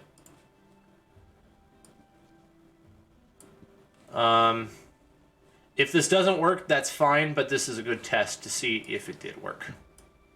Would this be the fun of these? Now, are you only able to see a little bit of the map? No. No, it looks normal? Okay, so I'm going to have to figure that out some other time then. You just step into this entryway. Why won't it let me click? Step into this entryway here. And Cool. she ushers you over into the side, and there are some cushions to sit on. She says, I will go speak with my master. Wait here. Much obliged. It's going to take a while. In-game. It takes a while. You're there for 20 minutes, 30 minutes. At this point, the other two have arrived and have been let in as well, so the party is reacquainted. And... How's the book? What's that? I asked Gary, how's the book? Gary's gonna point at pedal? Yeah, pedal. Oh, sorry. Well, I haven't read it, but it is signed by the author. And being new to this lab, I felt Wolf's guide to the adversaries might could prove invaluable. Hopefully not. But, you do you. Gary's gonna shrug and say, yeah, Gary was going to haggle, but... Who needs to haggle? I wasn't sure if it was rude or not. Some places it's quite rude. But now that I know that's an option.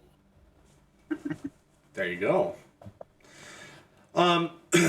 The servant comes back and says she will meet you in the Great Hall, which is here. So she's talking to the whole group, all y'all. Pull up the map. Gary's definitely going to stand up and not be sitting. Very good manners. Very, very good manners. Indeed. You walk in there. Again, you have to wait. It's probably about 5 minutes, and then Jessamine comes around the corner. She is a somewhat taller than average Chultan human, which means she's got black skin. Those are the Chultans. They're based off of like kind of a cross between Middle Eastern and African. She is wearing robes. She's wearing a hood, and there's bandages on her arms for a reason you don't know. And she's kind of hiding her face a little bit. She comes over. She says, Gary, long time. I'm glad you're back. How was your last trip? Gary will bow and then say, it went well. Very well. Very good. As always. I would expect so. My favorite guide is well recommended in this house. Come, who are these three?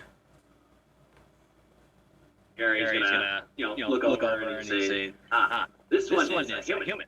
And this is a guy. And then there's also Elvira, and there's Pedal.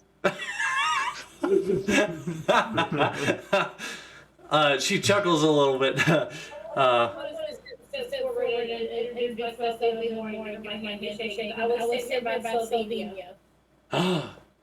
Sindra Sylvain? Oh. Yeah. Very good.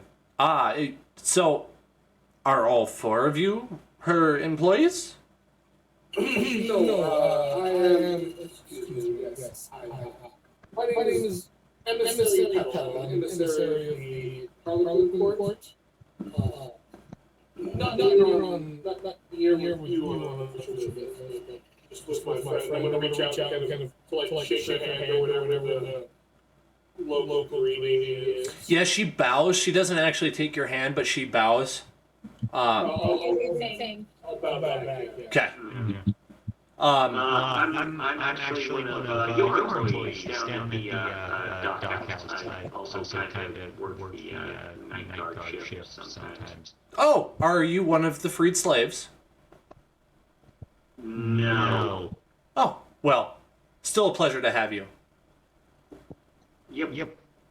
And then she goes off on a little tangent. She says, actually, that is the reason I know Gary. He was part of an expedition that ended up freeing some slaves, and I employed them to be my workers for good pay and lodging. Great nods. Yes. She's going to go into a little bit of not exposition. She's going to go into a little detail of why she has called for help.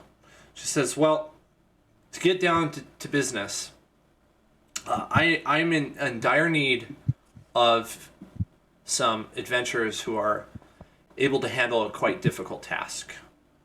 I am slowly fading into the void." At this point, she reaches out her arm, and you see it for the first time. She starts to unwrap one of the bandages, and you can see that her arm is experiencing necrosis. Do you know what necrosis is? Nope. It's shriveling up, turning black or other unnatural colors. Basically, her skin is withering away. In fact, you can almost see muscle underneath the skin in some spots. She says, I need to give you some background information. I used to be, back in my younger days, I used to be a mercenary. Let's see here. I was born in Zaru, and I was hired as a young mercenary. But on one of my assignments, there was a nasty skirmish that went poorly. Near Oralunga, it was, if I remember correctly. And I was killed. I stand here before you because I was raised by a spellcaster who has since died. I miss him dearly. He was a good friend of mine. After that, it gave me a second lease on life. I started seeing things differently. I set aside the path of violence for hire and worked my way up to where I am today. My political power and economic prowess come from merely hard work. You may find lots of people here in Yanzara who cheat, they steal, they do wrong. I stand for what's right. And I believe that I have been blessed for it. Gary here was a guide that I hired on a whim for a secret mission. There was a slave camp between Mesro and Firefinger, and I needed somebody familiar with the area. Gary was the best, what's the word? Option. Yeah, option, we'll go with that. It was the best. So I hired him, and along with a group of adventurers to free the slaves, it was wildly successful. Since then, I've hired them as my workers down at the docks for my trading imports and exports here in Yanzaro. Let's see.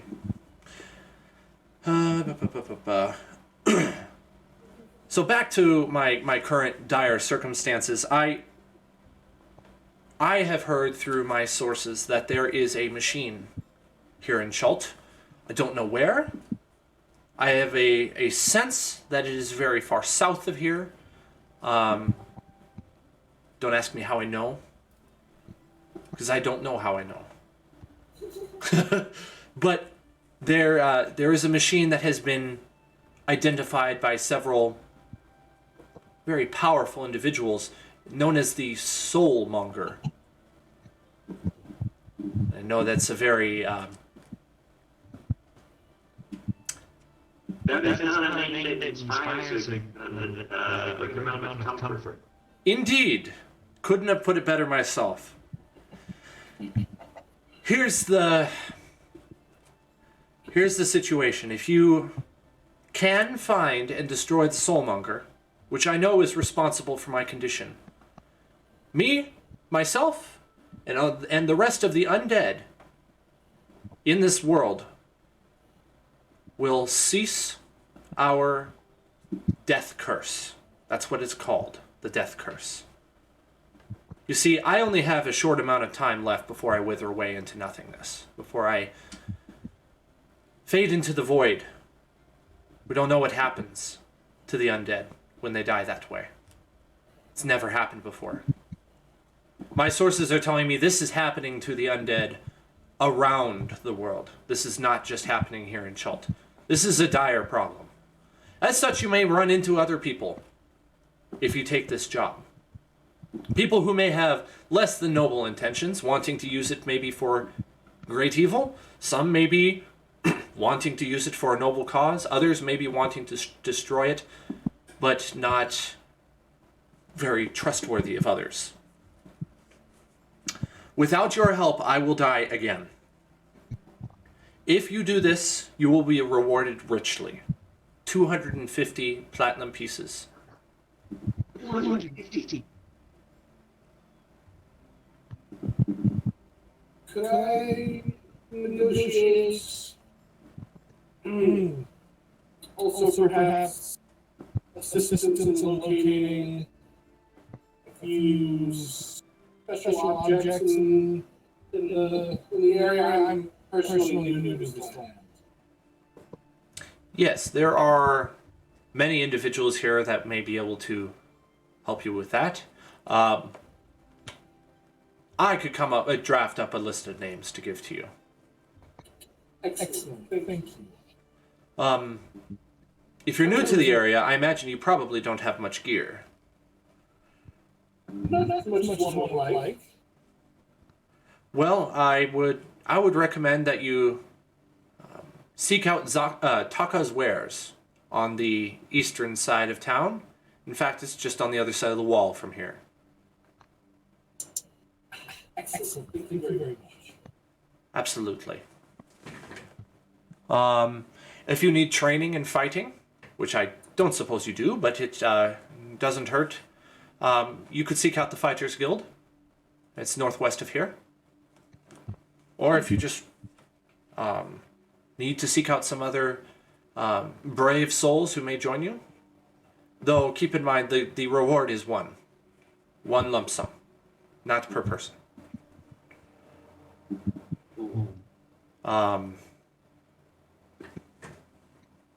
I have an additional location here that I made, and I can't remember what it is. I know what it's called, but I can't remember what the location is. I have no idea what the Bear and Boy. That's what I call it. I don't remember what it is. I think it's another tavern. I'm gonna go with it's a second tavern because I can't remember what it is. Oh, I know what it is.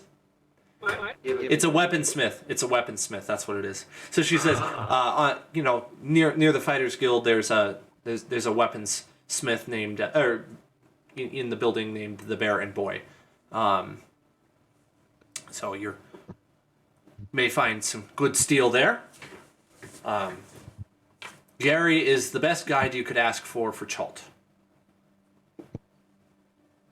He has excellent survival skills and amazing instincts. Couldn't ask for better. Wouldn't want to ask for anyone else. In fact, I strongly advise that you don't.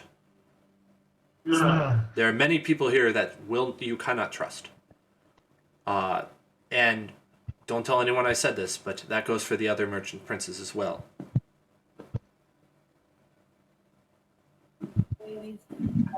Those are no offense. None taken. I am, how do you say, cut from a different cloth. She chuckles as she reminisces or thinks about the fact that that's actually a really good pun because she deals in textiles. Let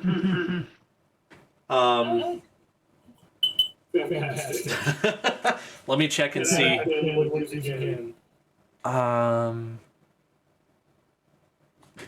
If you guys got a second, I need to check my book. There's some more locations that are vanilla. I just gave you my additional ones that I made up.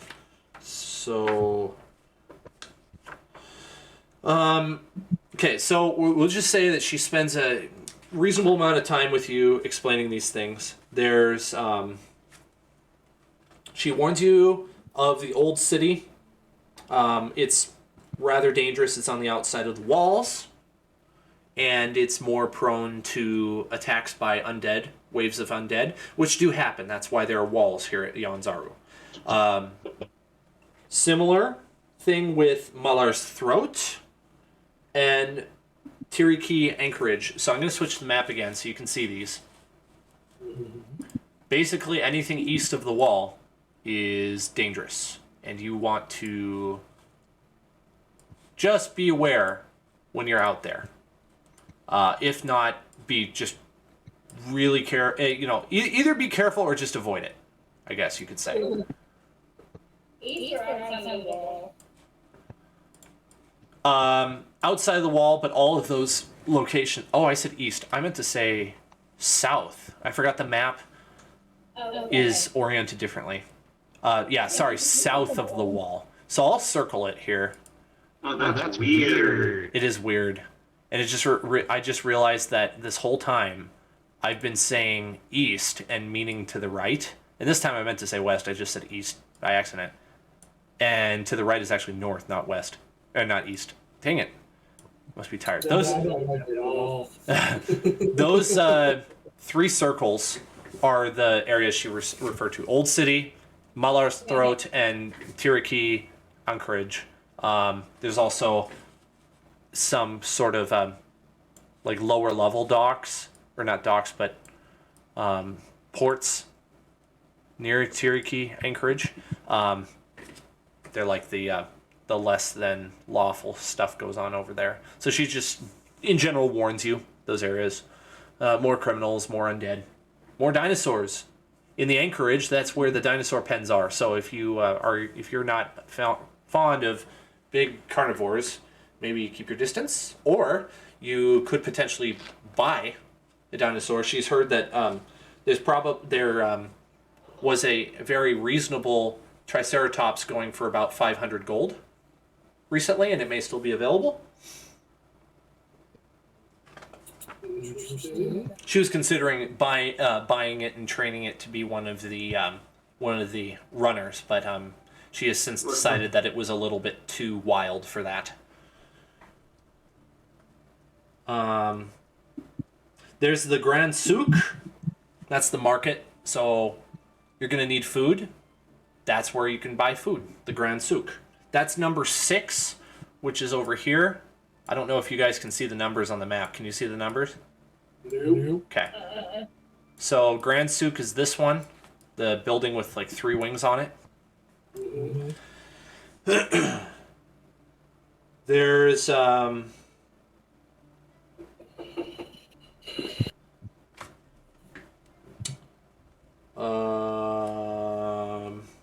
there's more, like, there's the Red Bazaar. So where's the Red Bazaar? They sell a lot of durable goods, luxury items, everyday needs. That's what they deal in. The Grand Souk does the luxury items. The Red Bazaar deals in like meat, vegetables, fruit, tropical clothing, insect repellent, rain catchers, other goods.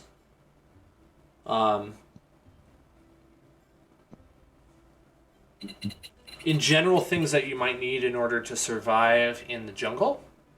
Oh, she's going to switch over to describing the jungle for you guys. How many of you have been here?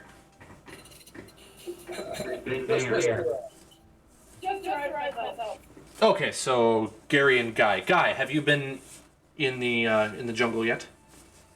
No, ma'am. Never left the city. Barely left the warehouse district. Okay, well, then, I caution you to be wise. The jungle is a dangerous place. Exceedingly dangerous.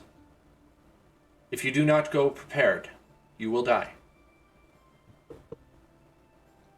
As such, you should be careful when you leave. Make sure you're prepared. Because once you get out there, everything is hostile. Everything wants to kill you. Excellent. Guy just kind of like gulps under his helmet and is silently thinking that this is way above his pay grade, but also 250 times is a lot. That's like Even enough to pay off the weight of his debts. it's a serious sum, that's for sure. She says, anyway, Gary has the necessary information to help you prepare for the jungle. I just want to warn you. Be careful.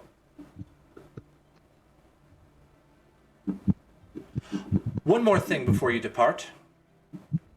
If you are going to leave by ship, beware. You will be stopped by Aramag.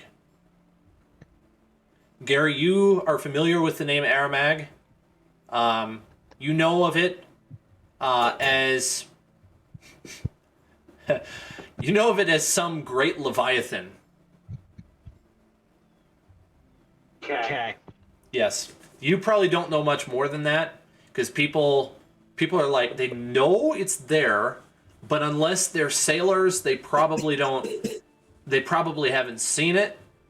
They've definitely heard it from time to time, but it's far enough away from the city that you can't see it so well. And when it surfaces, it makes quite the there's quite a lot of like visual chaos, so it's not easy at all to distinguish it. She says if you're going to leave Yanzaru by ship, I suggest you seek out Zindar. He's the harbor master. He will know the best way in and out.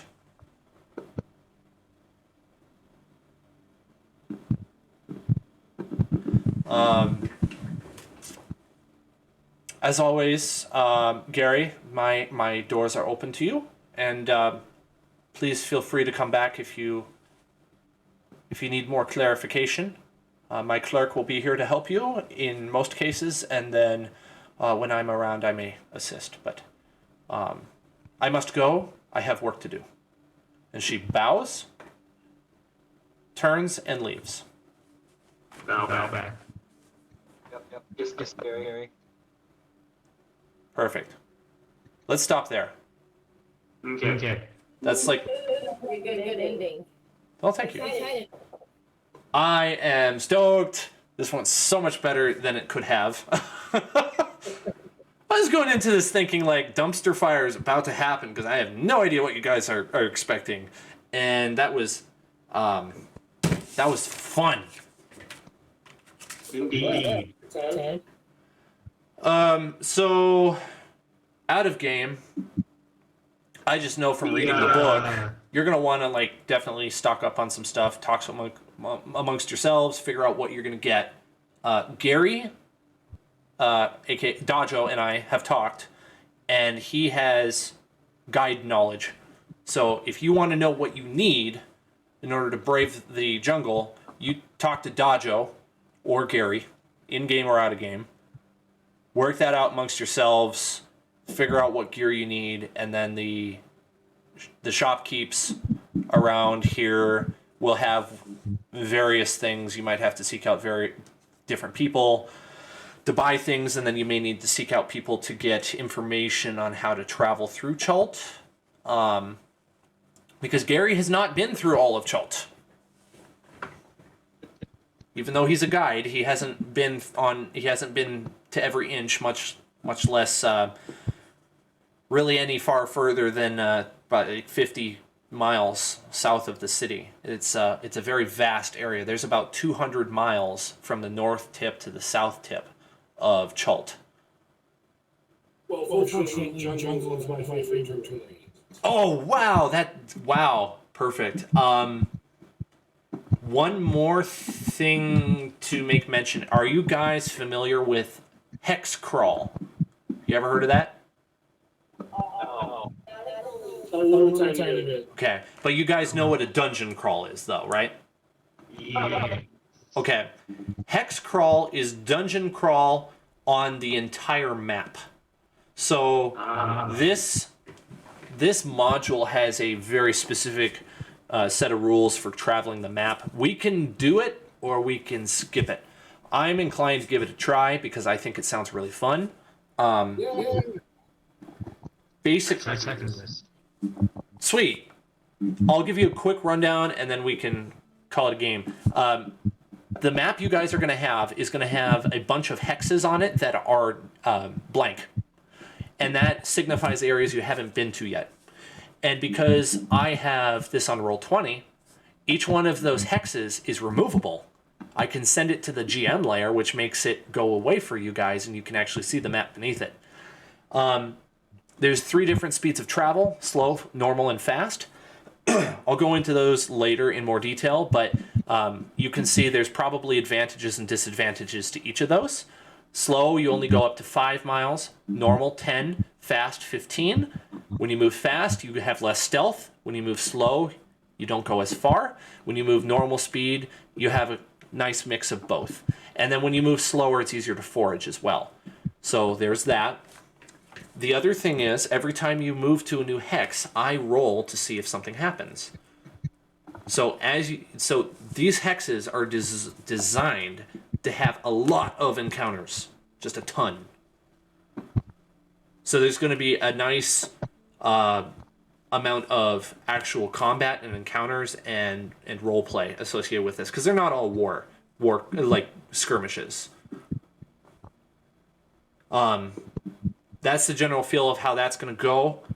And that's going to start pretty much as soon as you leave this map that you see in front of you. As soon as you leave this area, we move on to the hex crawl. And then when you get to the smaller areas that you discover, then we'll do maps and stuff for that. There are different rules for traveling by water. So if you know the rivers, and you have a canoe or a rowboat, you can move a lot faster. The other thing is there are undead out there, so you have to be aware of that and be ready for that. There was something else. I don't remember what it was, but I'll tell you later. Okay. Quick question. Do you want us to handle the shopping like out of game time in Discord with you? Or do you want us to wait in RP at next session? I'm okay with either. I don't want to bore anyone, so if anyone's opposed to doing it in-game, I'd appreciate knowing that. Or just would rather not, because it does take a while. Trying to do it outside of the game. Okay? I've always been like I've always liked it more like in games that you can haggle and like get to know the shopkeepers stuff. Because I have a middle ground that does both. You guys come to your conclusion about what you're interested in getting, and then we role play the purchasing.